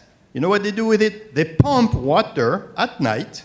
They bring water up the Alps at night, and then they resell the electricity when it's high, and it's hydroelectric power. So this type of thing is possible. We also had a project where we are looking at a power plant also having excess capacity at night, and then we costed a desalination plant to do a storage, because storage of energy is the big issue, right? Energy storage. At the end of the day, it's all about energy storage. So can you use water to store energy? And how do you do that? So one way is the Swiss way, pump up. But then we are looking at desalinating water during night and then doing what is called aquifer storage and recovery. So you take desalinated water, put it in the aquifer, and then you basically that's energy that you have saved. And then so there are projects, not so many, but it's going to happen more and more, I think. So wait a minute. So you could go to the top. Is it Mount Washington here? You could potentially put a tank at the top of the hill and pump water up from the river in the So middle the- of the night and then So the generate distance has to electricity. be small, the hill has to be steep, you know. There are some conditions, but yeah, you can Well, do they it. got some steep hills here, I think. So turning now towards maybe a closer issue. So City of Pittsburgh, I'm familiar with their water system. It was one of the water systems that my company dealt with. And City of Pittsburgh has had a range of challenges over the years with treating and purveying water. One was lead. A number of the components of the distribution system in Pittsburgh have lead. And Hervé, Veolia has been in operations with respect to Pittsburgh. What have we learned both from the specific challenges with managing Pittsburgh systems, and what do we learn in general about older municipal water distribution systems? So I am in a global industrial division, so I have to admit I know very little about the specific here, and I am not well placed to talk about it, more on the complex industrial projects. But I think what we learn all is water chemistry is very important. And so in utilities, you know, we need to pay a lot of attention to that chemistry. I mean, as the infrastructure, you know, is aging, we have concrete, we have some metals, we have some, and we had a chemistry that was optimized for that. And I'm talking in industry, it's the same. Corrosion is a big deal. And so we have to really pay attention to that. But again, I cannot comment well because I am not, it's a different division in operation who was involved in that Sure. project. So I really am not sure. Well, another area that affected Pittsburgh was issues related to the discharge of treated water from the oil and gas industry. Megan, what were some of the issues that Pittsburgh encountered there, and what were their solutions? I have a colleague, Jean Van Briesen, in civil environmental engineering, who's done a lot of work on understanding the impacts of bromide discharges on the formation of disinfection byproducts in drinking water treatment plants.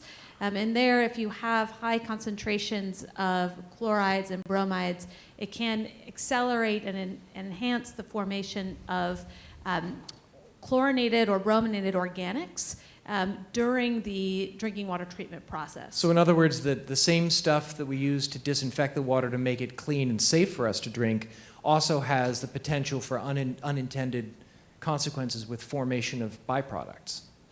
That's correct. And we have disinfection byproduct regulations in place to make sure that those concentrations are at levels that minimize the risk to public health while still ensuring that you're getting water that does not have lots of bacteria or virus in it. But modulating and ensuring that you're in compliance with that regulation can be tough when we have low river flow conditions, so in the summertime when it's dry, and or when there's a large amount of either cooling water from power plants or oil and gas discharge water, both of which are high in these chlorides and bromides.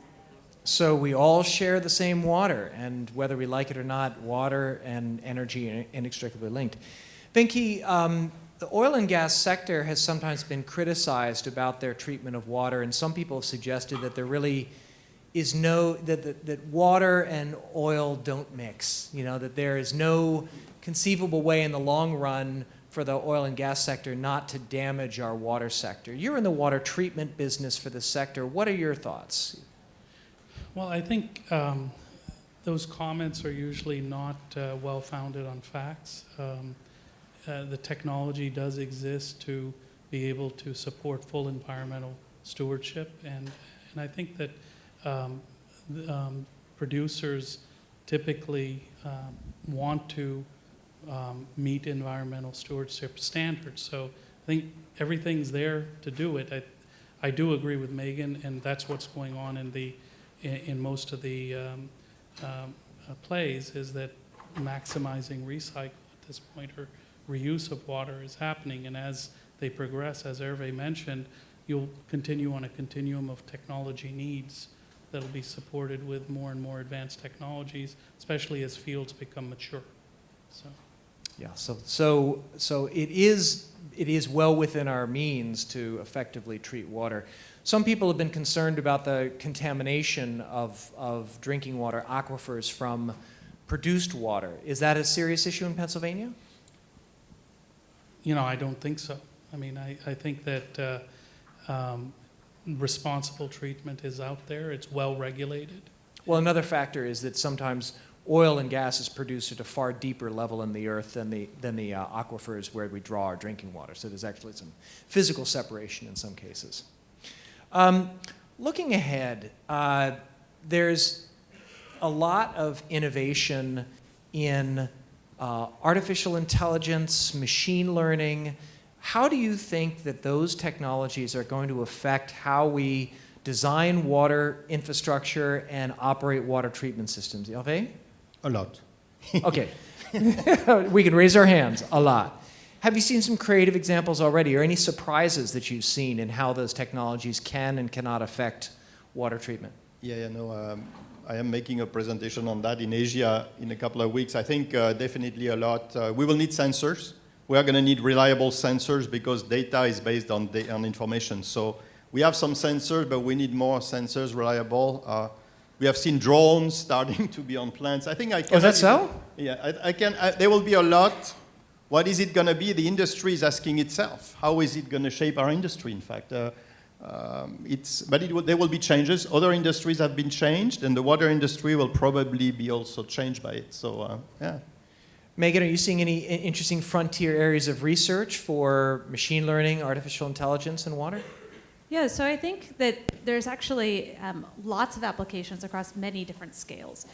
There are applications in water resource management, understanding where there's water supply, using satellite data to understand things about snow cover and when we expect to see peak flows, et cetera.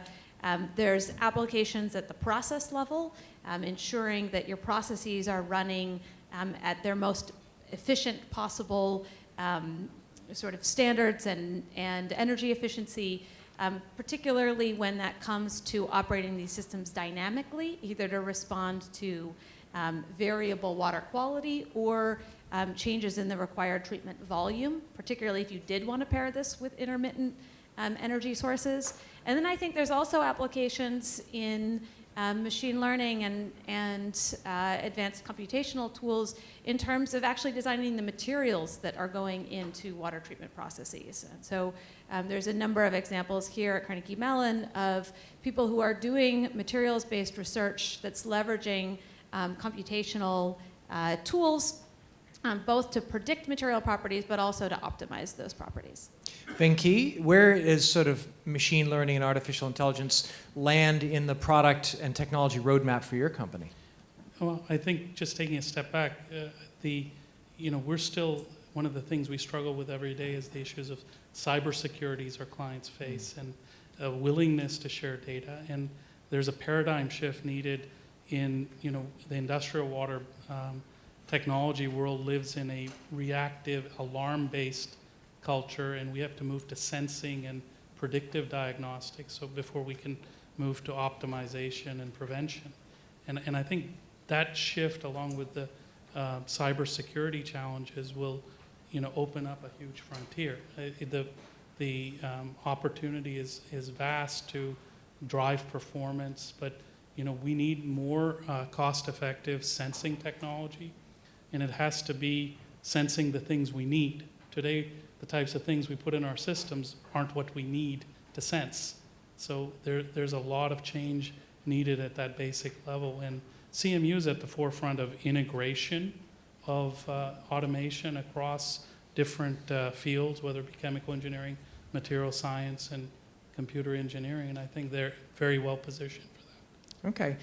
We're coming up on the end of our time, so I want to ask one final question for each of you and turn it back towards the individual. We've talked a lot about water and energy infrastructures, but ultimately water and water use comes down to people. So I'm curious, Venki, for you and your family and the future, as we continue in a world where we have more climate uncertainty, where we continue in a world where water resources may be more and more precious, what changes do you think individuals should think about in terms of their personal water use and how they interact with the world of water? Well, my wife reminds me about how much water I use in my shower every day. And I tell her, well, we save water around the world every day. She says, doesn't matter. And I think that type of thinking is important as far as what we do personally, because I think every drop counts. Megan, what do you think for the personal use in the future? I think we need to remember that a very large fraction, somewhere between 70 or so % of our water, is actually used in the agricultural sector. So some of the most effective ways that you can personally change your water footprint is to change your food footprint. No more hamburgers? No, Peter, you're going to have to give those up. Okay. Hervé, what lessons do you take, both, and maybe some lessons you've seen from other countries that have dealt with water scarcity more than the United States? No, I think first on a personal level, I think I have 3 daughters. I think education is very important. Mm-hmm. I think we need to educate our young children very early on, water, what is water, bacteria, what is bacteria, so they are not afraid of bacteria.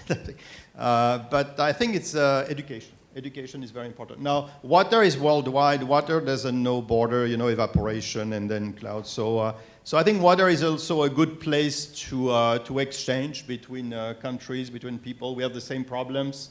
And it's a ground that is a bit more neutral. So I think it's a fantastic place for partnerships and things like that. So I think water is... So maybe even the most contentious places on Earth right now, we can all agree to one thing, and that is water is an important part of our future. All right, with that, everybody, I want to thank our panelists again and thank the audience for these fabulous questions. And we look forward to the rest of the day. Thank you, everybody.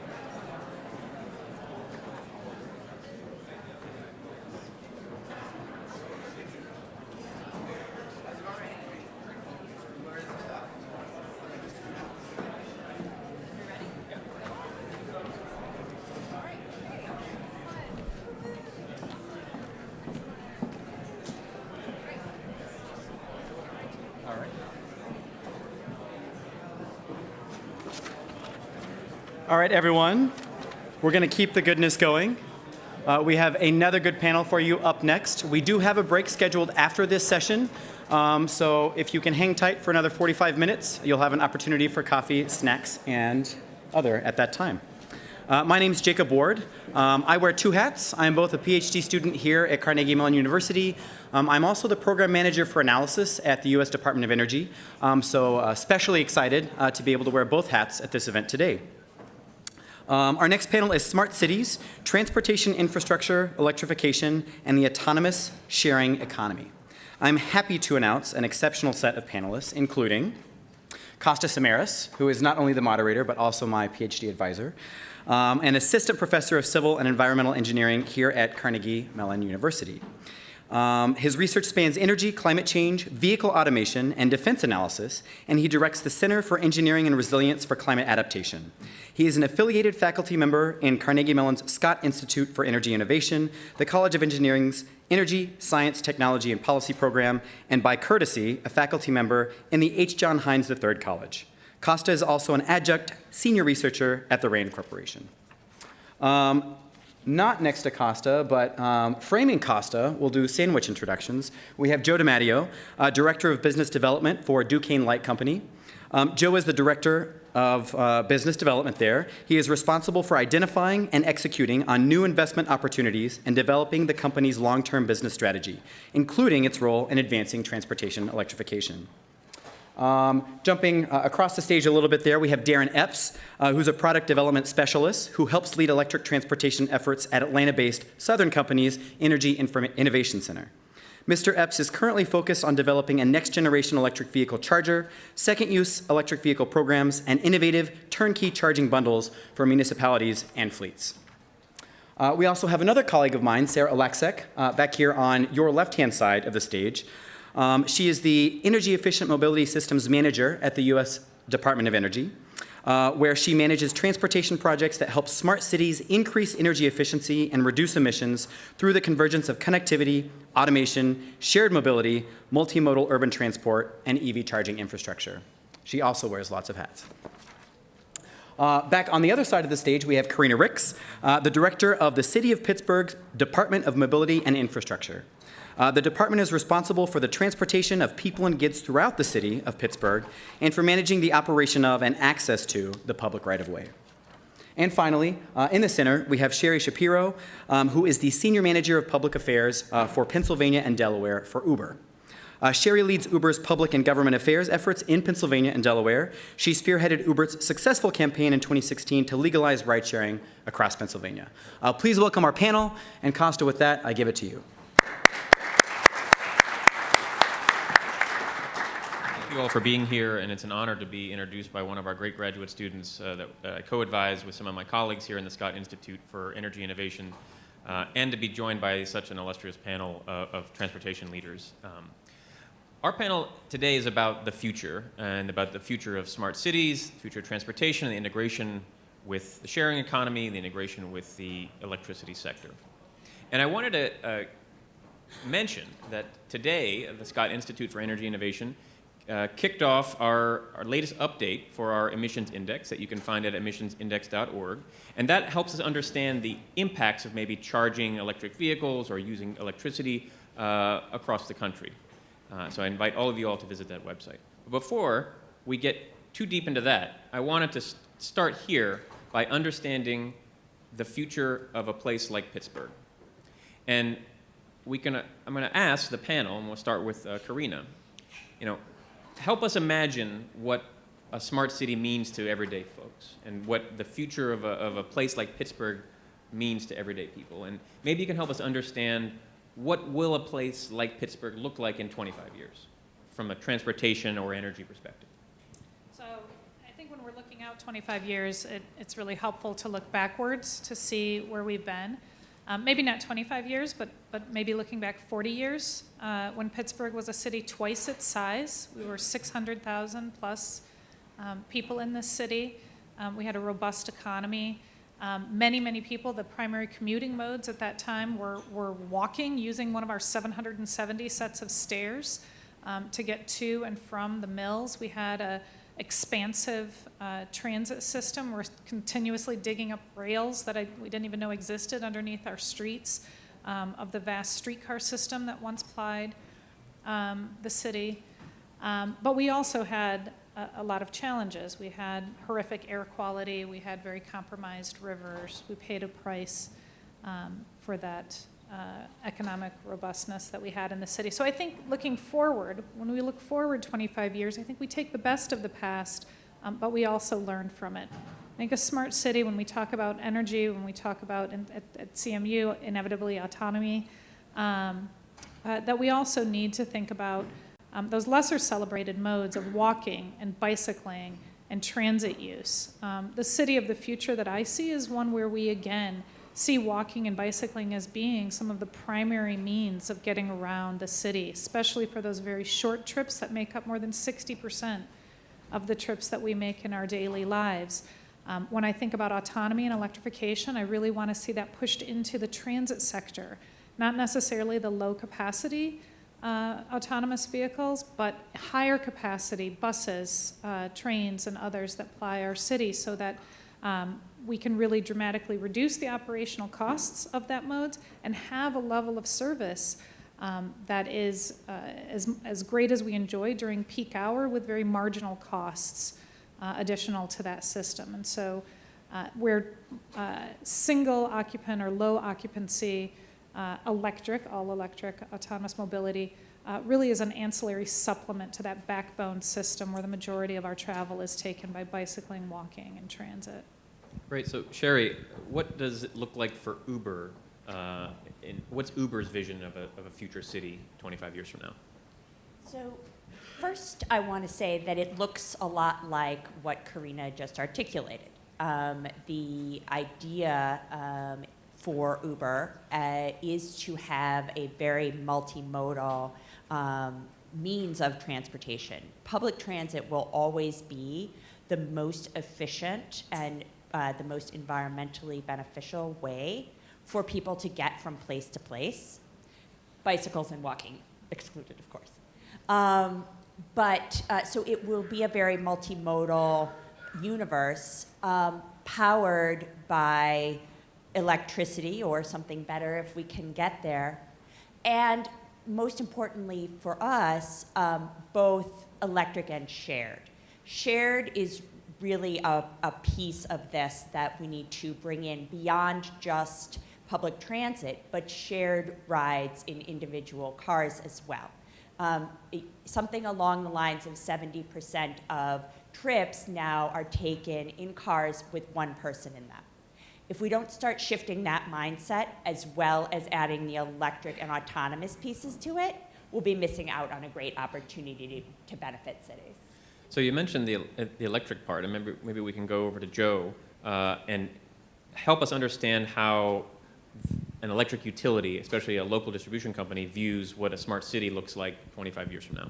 Sure, thanks. And yeah, to build off both the Karina and Sherry's comments, I think we recognize that the city 25 years from now in the transportation sector, electricity is going to be potentially the primary fuel source, at least a much more substantial fuel source. So I was actually looking at some projections preparing for our talk today, and some industry outlooks are actually forecasting that over 50% of light-duty passenger cars by 2040 will be EVs. So that's a massive shift from where we're at today. So as the utility in the provider of that fuel source, we're taking steps now to prepare ourselves for that future. So the spring of last year, we made an announcement, a strategic announcement that we were going to be advancing and playing a strategic role advancing transportation electrification in the region. We started by electrifying our own fleet, so to really learn the benefits of and the operations of electric vehicles. We have 18 vehicles that have been electrified in our own fleet. And then over the next several years, really for the foreseeable future, we're projecting to invest nearly 20% of our annual fleet budget in electric vehicles. So some significant investment on that front. And then really taking the next step, looking at deploying charging infrastructure to understand how charging of vehicles impacts our distribution system. That's another massive step that we're taking, and really illustrated by the partnership that we announced earlier this year with Uber. So as we're trying to increase the number of Uber EV drivers, Duquesne Light's really going to play the role in helping deploy that the fast charging infrastructure that's needed for those Uber EV drivers. So those are some of the steps that we're taking to prepare ourselves for that shift in the transportation sector in the future. Darren, maybe you can build on that coming from a different type of utility. Are utilities ready for this type of environment? What can they do? I think we're getting ready now. I think we're getting ready now. There we go. I think we see the future of transportation as connected, autonomous, shared, and electric. The question we're working to solve is how would you support the infrastructure for an autonomous fleet? And we talked about that backstage. I'm sorry to report we did not come up with any solutions, but right now, cars are parked 96% of the time. That is a market that's asking to be disrupted. Right now, my car's been at the Atlanta airport since yesterday. It'll be there today, tomorrow, just sitting there doing nothing. Could it be putting power back on the grid? I drive a Nissan Leaf. In the future state, yes. Could it be working for me right now and delivering goods? In the future state, I think it will. We talk all the time to builders in Atlanta who are putting up parking structures, and they are trying to think about how to build a parking structure for the next 50 years. And do they build the parking deck so it can be easily converted into, say, more condos? Because I think everyone sees this happening. It's happening right now, bringing up the Atlanta airport again. They had plans to add a lot more parking, and they tore them up because it's cheaper if you're going to be at the airport for 2 or 3 or 4 more days to just take an Uber to the airport instead of parking and paying $16 a day. In that same vein, we think cars will be electric because the cost per mile is so much lower when you drive an electric versus gas. So that's sort of how, just building on everyone else's point, how we see the future of mobility in Atlanta and beyond. Great. So Sarah works at the Department of Energy, which is a multi-hatted organization, as many of you know, mostly responsible for the design and safeguarding of our nuclear weapons system, as well as the advancement of high-energy physics and science. A small part of that, which we think is a very important part, is kind of developing the next generation of our energy technology. And maybe, Sarah, you can give us an understanding of how is the Department of Energy preparing for this world of shared, automated electric transportation, and what are the things on the horizon that we might be able to expect? Yeah, so at the Department of Energy, so our biggest goals to help cities move forward in the next 25 years, we're working alongside the Department of Transportation to make mobility more equitable, make it more accessible, and make it more affordable to everyday American consumers, drivers of vehicles. So what we're working on always is, for example, with electric vehicles, is going to be investments in research and development to bring down the costs of the vehicles. So we do that primarily, the largest portion of our budget goes toward improving battery capacity and battery resilience. Since 2008, we've brought down battery costs by 80%. That's significant, and we still have so much room to go further. On the other side of the coin, we're working to increase the battery capacity. So every year, automakers that we're working with in partnership are putting out vehicles that have higher and higher, longer and longer vehicle ranges. So again, this goes back to making these vehicles more affordable and more convenient for drivers. And it's not just about making mobility more convenient with electric vehicles, but we still have to think about all those traditional internal combustion engine vehicles on the road as well. So how are we making those vehicles more fuel efficient as well? And we're making big gains there through advancements in high-strength steel, lightweighting, reducing rolling resistance in tires. So there's just a lot of gains that can be made with increasing vehicle efficiency, and I'll talk a little bit more later probably about some of the systems level work that we're doing. Great. Well, Sherry, you mentioned the importance of sharing and how do we get to sharing. We know that sharing is helpful for the environmental impacts of automation and for transportation, but do we think sharing is likely? And what are some of the barriers to sharing? And I get asked a lot, will autonomous vehicles be shared, or will they be privately owned, or will there be a combination of both? What are your thoughts on that? So let's go to the experience that we've had. Uber has a product in many cities called Uber Pool. And Uber Pool is exactly what it sounds like. You pick up one passenger, and then you pick up another passenger who's going in the same route and direction, and then you drop them off. The two barriers to carpooling have historically been inconvenience. You go with Larry in the morning, Larry has to stay late for a meeting, and you've lost your ride home. And cost, right? It's easier and less expensive to simply drive your own car, no aggravation. What we've found is that through technology, this has really broken through on the first primary barrier. By pooling people by trip as opposed to by individual person, you get rid of that inconvenience and uncertainty factor. That's really been a huge change. Also, people will carpool if the cost is low enough. So by having pooled rides lowers the cost, and therefore people are more likely to take them. What we've found is in pool cities, about 20% of our rides are pool rides, and that is growing. And we're doing continual improvement to the pool product. Excellent.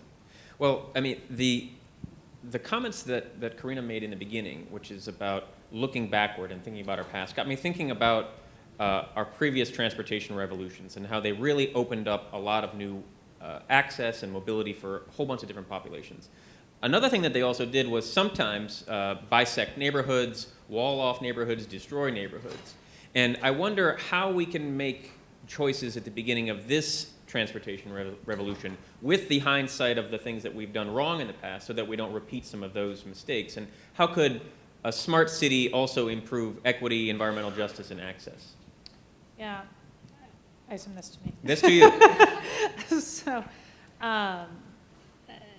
it's a big question, and it's something that we really need to wrestle with. Again, back in the city of the past, when walking and bicycling and transit were the dominant modes of travel, we did have less transportation inequity. These are very democratic forms of mobility. The costs are very flat across the board. Today, the cost of owning and operating a private automobile is about $10,000 a year, $9,200 per year, according to AAA, for every year that you own and operate a vehicle, and that's before you pay for parking. So that cost can go significantly up. That's per car per year. So for households that are earning below the median income, that is a substantial cost. In the Pennsylvania, Western Pennsylvania region, our households that are in the lower fifth quintile of income, their household transportation costs are nearly double what their household housing costs are. So transportation costs are about double what housing costs are for the lowest quintile income earners in the region. So it's very important, and that in part is because we've built a society now in this age that does require the owning and operation and maintenance of a private automobile if you are to get to a number of the job centers that some of the lowest income earners are most apt to be matched with. These job centers are out in the suburban districts. These job centers are reporting times are in non-peak times. They're in the off-peak periods. And very difficult to get to. We no longer really have that walk-centric urban form. We no longer really have the kind of ubiquitous transit service that we had. So I think, again, I'll keep hitting this drum of autonomous, electric, shared mobility means mass transit. To the extent that it can for cities, that's the best way that we can do it. We have 3,000 mass transit vehicles in Allegheny County. We have hundreds of thousands of privately owned vehicles. So we really, the way to the future is to expand that transit fleet, increase mass transit usage, increase the efficiency, convenience, and attractiveness of that mode that can decrease the environmental consequences, which again disproportionately affect lower income populations, more isolated populations. It can increase their access to jobs and employment and can help them raise their standard of living. My department is a new department, and I like to sort of repeat the mission that we've adopted, which is drawn from research done in Harvard University that says that commuting is the single largest factor that influences a household's ability to escape poverty. Their access to transportation is more important than the quality of the schools or the quality of the housing in these areas. And so the mission of my department is to provide the physical mobility that's necessary for the economic mobility that people seek. And we do this through the promotion of shared electric autonomy, shared electric mobility that does really, again, democratize access to economic opportunity. Excellent. Well, the theme that we keep hearing is shared electric mobility. Joe and Darren mentioned some of the things that the utilities are doing to prepare the grid for potential charging. But maybe you can give us a sense about some of the barriers to electric vehicle mass adoption and when we might see a whole bunch of these vehicles on the road. Maybe we start with Darren. So I think one of the barriers right now, and Ann mentioned this earlier, is going to be the infrastructure. If you look at the electric vehicle market right now, the models are getting more sophisticated. The batteries are getting bigger. The ranges are getting longer. The technology is getting better for charging. What's not kept up as much is the infrastructure, and that's because there's a tough ROI on infrastructure. You know, a fast charger is about $30,000. Could be 20 to 40 in installation, and you're charging $2, an hour. That's a long time to get your money back. So Like Ann said earlier, a regulatory process that helps the utility consider charging infrastructure as an extension of the grid, I think would be a lot better. You know, we're looking at 350 kilowatt hour charging right now. High power charging. I think this changes in probably around 2025. So when you look at what it costs to drive a gas vehicle, which you just mentioned, that has continued to go up as regulations get stronger. The cost to buy an electric vehicle continues to go down, and I think around 2025 those lines meet, and at that point it's just cheaper to buy an electric vehicle than a gas vehicle, even without considering the savings in fuel costs, the savings in maintenance. So I think 2025 is kind of the date we have pegged. I think it's somewhat what some of the automakers have pegged as when the cost parity is reached with gas and electric vehicles. Joe, you have anything to add on that front? Yeah, I mean, just I agree with a lot of the things that Darren said. And if you look at as far as the 2025 date, I think that coincides with many of the major automakers have announced over the past several months billions and billions and billions of dollars that they're investing in vehicle electrification. Ford announced that they're going to be investing, I think, $11 billion by 2022. GM's going to have 20 additional EV models. You run through the list of all the major auto manufacturers, and these companies are focusing significant dollars in this space. And I think, I've always went by the old adage of you follow the money, and they're investing the money in this space. And I think with that, with the decrease in battery cost that was mentioned by Sarah earlier, you're going to hit a point where it just makes more sense. The performance of the electric vehicle is better. You don't have to take it into the shop to get the oil change. So there's just a lot of benefits to driving electric.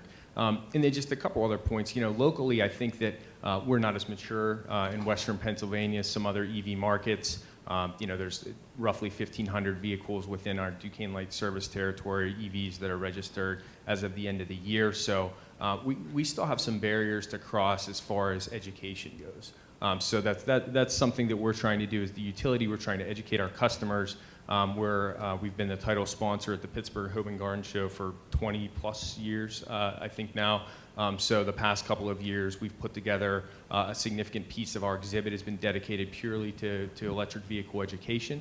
As part of the partnership with Uber, a big component of that will be partnering with the local nonprofit to be determined to help educate Uber drivers that will in turn help educate Uber riders. So we think that, that crossing that education barrier is another significant piece for a market that's still kind of at the early stages that we are at here in Western PA. Great. Well, so one of the things that we've done at Carnegie Mellon for a long time through my colleagues at the Vehicle Electrification Group is understanding the environmental impacts of electric vehicles.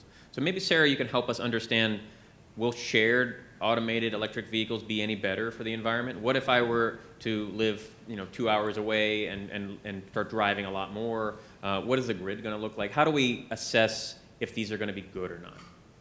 It's a great question, and conveniently, the Department of Energy has a brand new program that we've just stood up to answer these questions. It's called the Energy Efficient Mobility Systems Program, and if there's any, for all the students that are in the room, if you want an exciting, hot area to do research in, and hint, hint, there may be money here in the near future, there already is, but there will be more. Check out Google DOE Energy Efficient Mobility Systems. And so what this program is doing is it's looking to understand how we increase, this is a new metric, mobility, energy, productivity.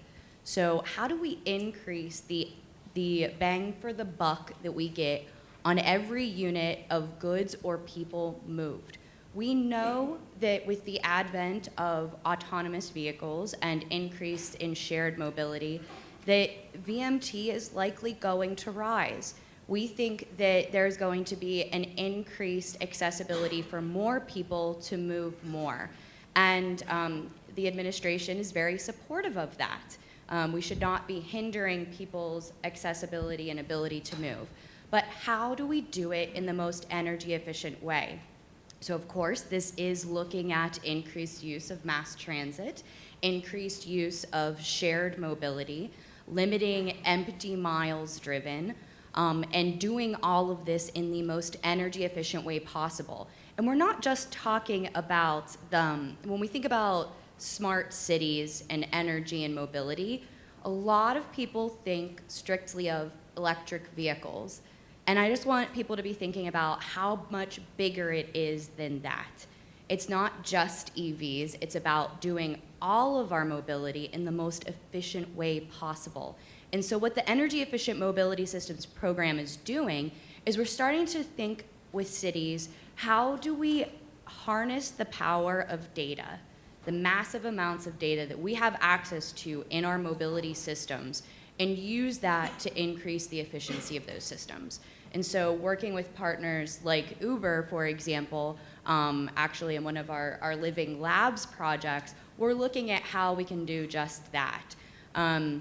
So we're doing work in 5 activity areas, but 2 that I'll highlight is the Smart Mobility Laboratory Consortium, which 5 national labs, NREL, Idaho National Lab, Oak Ridge National Lab, Argonne National Lab, and Lawrence Berkeley National Lab are all part of. We're doing research on advanced fueling infrastructure needs, connected and automated vehicles, urban science, and a couple other new discipline areas where we're standing up just new fundamental basic research endeavors in this space to understand the energy impacts with these technologies. And then our Living Labs projects are kind of the real world technology integration or deployment of these technologies, and we're recording data, and we're working with cities and the private sector to look at this data and understand how we can make more, increase our mobility energy productivity. So definitely check out those programs. And an early finding, when we stood the program up, we did a very high level bounding study just on connected and automated vehicles. And we found that there is the potential to increase energy consumption by 200% or decrease energy consumption by, just making sure I have it right, 60%. So that is a huge range, and it just shows how much more work is needed in this space, hence the dollars going into investments in research to understand this better and help cities make choices that are going to steer them in the more energy efficient direction. So you mentioned choices. Sherry, you want to add to that? I was asking what the policy landscape, what are those choices, right? So. Right, so it's interesting you should say that. One of the areas that we are particularly supportive of at Uber is congestion pricing. Are people making the right decisions about what mode of transportation to make at the right times? So you're really maximizing the efficiency and the use of the most efficient mode for the time of day or activity. And that is a really strong lever that has been shown to work in the different places that it's been in place, like London, and to use that lever to achieve the goals that Sarah was articulating. Karina, what do you think about the policy landscape to encourage some of the better outcomes in this smarter city environment? What are some of the bigger choices that we might be needing to consider over the next 10 to 15 years? Well, I would concur with Sherry that we do need to understand sort of what the monetization of that's the wrong phrase, I guess, but that there is a cost, both a actual cost as well as a social cost associated with our mobility choices coming from the city. It also means that our revenues will actually change. We do get a significant amount of revenue from parking, for example, in a shared and autonomous mobility future. It does mean that we need to think about that differently.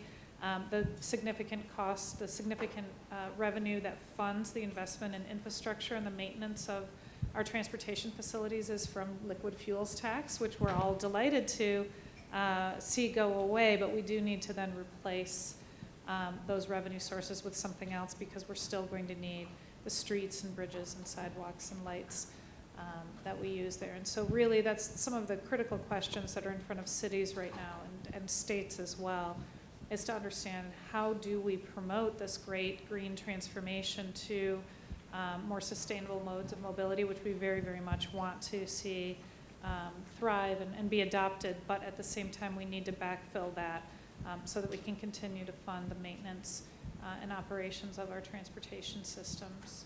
Well, given that the federal gas tax has not been raised or indexed for inflation since 1993, what's the appetite for a vehicle miles traveled fee? So vehicle miles traveled, I think that there's great appetite for it, and conceptually it seems like a very good idea. There's a lot of issues associated with that, and various tests have been done to evaluate that. One of the issues is that right now the liquid fuels tax is gathered at point of sale. So if you're driving on the turnpike between Ohio and Pennsylvania, if you fuel up at a Pennsylvania rest stop, Pennsylvania gets your money. If you fuel up at an Ohio rest stop, Ohio gets your money.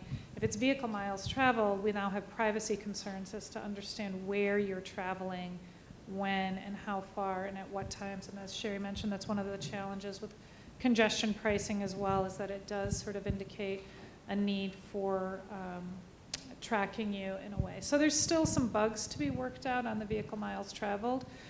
We've also talked, Robin Chase, who's been a real leader in this space around shared and autonomous mobility, has talked a lot about having sort of a volume tax, for lack of a better term, which is understanding if a human being generally can travel, taking up the space of about 3 cubic feet in surface area. If you start to use modes like private vehicle travel, which actually consume about 1,000 square feet if you're the only one in that vehicle, versus a higher occupancy mode, that you would then be charged for that utilization of the right-of-way, and calculating it in various ways like that. Yeah, so interesting. So a space-based tax rather than a weight or right. efficiency tax. Yes, Darren. Yeah, and that's important to figure out a new model, because in Georgia, anyone who drives an electric vehicle, to make up for the gas tax, they charge you every day on my birthday. I get $200 registration fee to sort of make up for the lack of fuel I'm using. Meanwhile, the average SUV driver pays about $130 in gas tax a year. So I'm paying more than anybody in the state in gas tax. So there does need to be a discussion about a different model to assess those fees. Because as an EV driver, I want the roads to be great. I want to pay my share, but it's not fair the way it currently is set up. And other states are starting to follow suit. Well, as a recovering transportation engineer, I'm going to disappoint you and say that neither you nor the SUV is causing much road damage. It's nearly all heavy trucks that are damaging the road on a day-to-day basis, and there is a cross subsidy between cars, bikes, SUVs towards the heavy trucks on our roadways. But And I'm obligated to say snow. snow, On a rough winter. yes, snow and our salting of the roads. A lot of this has been talked about with the electrification of the transportation sector as pretty key towards the smart city and advanced mobility concept. Joe and Darren have talked about the ability of the infrastructure. What about the generation assets and how we might continue to see generation assets play into this space? Will there be a lot of distributed generation in cities 15 years from now? Or is it going to be a more still kind of centralized grid operation? We start with Joe, or you want to start with Darren? Yeah, no, I can kick that one off. No, I think we're seeing more and more interest in from a customer perspective, and with costs coming down on distributed generation, I do think that you're going to see an uptick or a greater prevalence of distributed generation. The recent First Energy Solutions bankruptcy filing, the statements that they've made regarding closing some of their biggest central station facilities, I think that those are indicative of the time that we're in. So with that, it's imperative that we invest in our distribution grid, our distribution and transmission grid assets, to make sure that we have the capacity, they have the ability to take into account this proliferation of distributed energy resources. And I think it was mentioned earlier as well, vehicles could be a distributed energy resource in the future. And I think that as we see increased adoption of electric vehicles, that's just another asset that we're going to have to manage, and then we're going to have to create a grid that is a platform to manage all of these distributed energy resources. So we're investing those dollars today with an eye towards the future that it will be an environment with greater distributed generation. Fantastic. Any thoughts on it? So we're testing that right now. We have 2 smart neighborhoods, one in Georgia and one in Alabama, that are, the one in Georgia, we have rooftop solar, all the appliances in the house will be connected and smart, and we want to test how people interact with a smart home and study how generation works off the rooftop solar. And that will also inform our R&D. It also informs maybe the future of home building. So we want to learn that. The one in Alabama is a little bit different. It has all the whiz-bang devices in the house, but the neighborhood is going to be powered by a microgrid. So a different technology, and again, we want to study that. Does that make sense for future home building? So in both cases, we partnered with a home builder, and we're all learning a lot about the future of homes, and is distributed generation the answer? We're also doing a pilot in Atlanta, smart cities pilot. So we own a lot of light poles in the southeast, and we've put 200 nodes on light poles in Atlanta, and this will help us measure. It has video capabilities, but help the city measure traffic flow, help people with parking. It does gunshot detection that immediately notifies the police when the sound is made. So we're learning about all this now. We have a little bit more time in the southeast. Our rates are among the lowest in the country under our current models. So, but we want to learn, and we want to know what the future looks like, and that's what we're working on. Great. Well, I want to shift gears a little bit because I got a question, starting getting questions from the audience, and one of them is for Sherry. And you know, I hesitate to ask this because it's about a flying car, and so the question is, what role do you see Uber Elevate to play in the future in the smart city? So is this for real though? I mean, you're going to tell us, we're just between us, is it really happening though? I will tell you. So what Uber Elevate is a commercialization of vertical takeoff and landing aircraft, more easily understood as drones for human transportation. And the answer is yes. They are coming. They are coming sooner than you think. We have a group in Dallas and a partnership with Bell Helicopter and a number of the other aviation companies to see how that can be part of the multimodal fleet. Do you think it's going to be intercity or intra-city? How are these going to work? To be honest with you, I don't know down to that level of detail, but here's what I do think. I think that when you start to talk about automated transportation, we need to think beyond what the near future, the autonomous vehicles, the electric vehicles, and into what the far future might be. And what I love about coming here to Carnegie Mellon is that so many of the people here are taking a look and researching and thinking about what that far future is. Well, one of the things we have to worry about in the far future inside of a smart city is new threats and new extreme events. And maybe I want to tie in resilience to this conversation a little bit. And how does, like, maybe we start with Karina. Like, why does a city even need to be resilient? And how can some of this technology enhance the ability to cope with extreme events in a city? So resilience means a lot of different things, and I think that is one of the things we maybe need to talk about first. It's not just about, that we can withstand record-setting rains as we have recently, or extreme temperatures or other kinds of natural events like that. There's also social resiliency that's necessary, and I think that it's something that really we do have to think about in the era of autonomous mobility, increased privatization of mobility. What happens to our social cohesion, to those ties that bind us to one another and build that sort of social relationship that keeps us as a strong community? This is something that we talk a lot about, the pressures and stressors that lie on a city, not just from the environment, but also from the social aspects of the city. And so we do think about that, and I already lost the train of thought on the No, question. that's exactly what, and I'm trying to understand how some of these technologies help us improve resilience in a future city. Maybe we would ask Joe, as a electricity provider, will the lights stay on more? Our lights are pretty reliable in Pittsburgh right now. Yes, Thank they you, Joe. are. I appreciate that. But as we connect more things to the internet, do you think that that will still be the case? And then how do we ensure that we protect that? Yeah, I guess we're taking measures every day to make sure that we have a reliable, resilient grid. As you said, we do currently have one, but it's always keeping an eye on the future, right?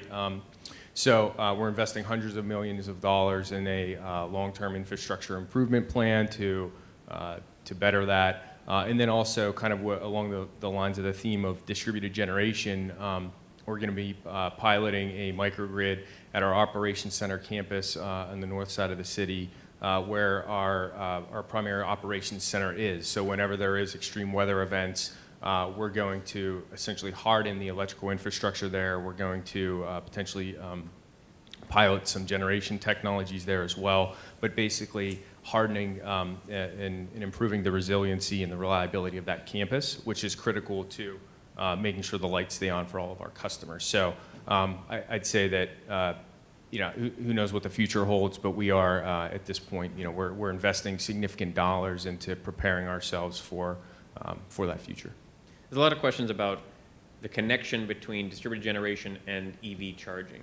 And so do you think that new distributed generation assets would be coupled with EV charging? Have you seen examples where that works? And will it happen here in Pittsburgh or in Southern territories?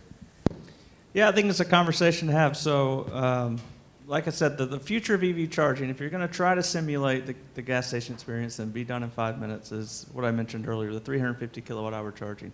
That is a lot of power. That is, when you look from a load shape, if you're thinking of in the rural setting on a corridor off the side of an interstate, one of those chargers, I mean, the spikes would be unbelievable. So I think you have to think about pairing with battery storage or microgrid, fuel cell. I think you have to have those conversations because that is what's going to move the electric transportation market, I think. Right now, fast charging, 50 kilowatt hour charging, it takes about 30 minutes. If someone's in front of you, you could be there for an hour. We've read about fights at charging stations because people are getting impatient. Please don't fight people at charging stations, by the way.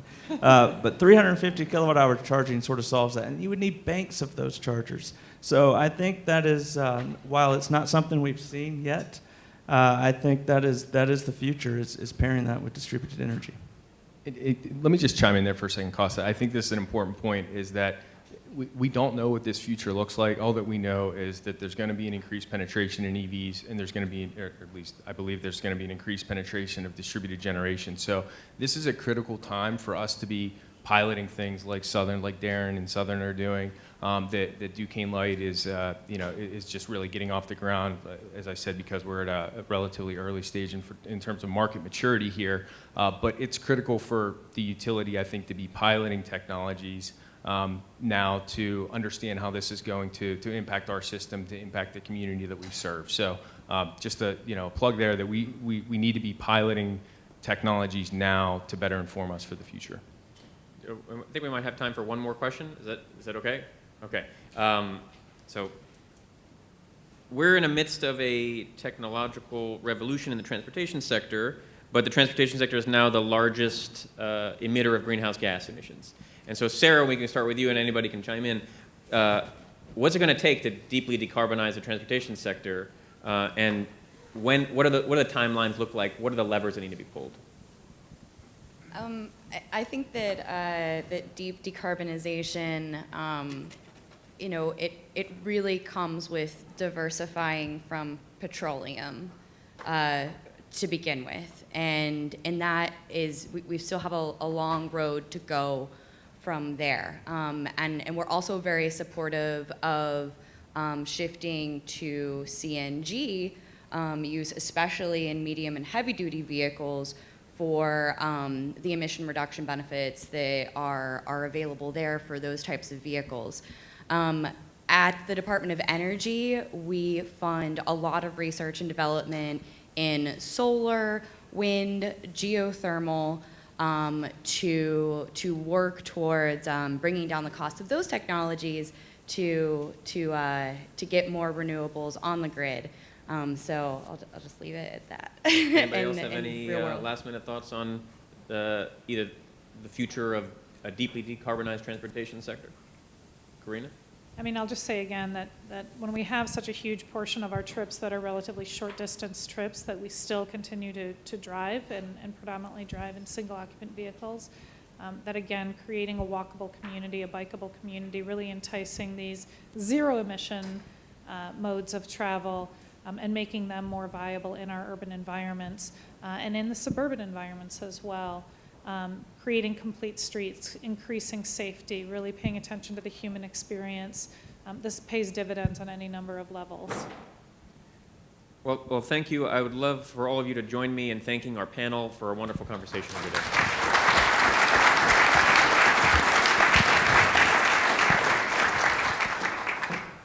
So before you all depart off of the stage, we are at a break.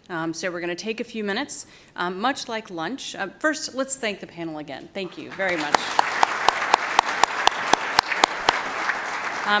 We're going to take a break until 3:30.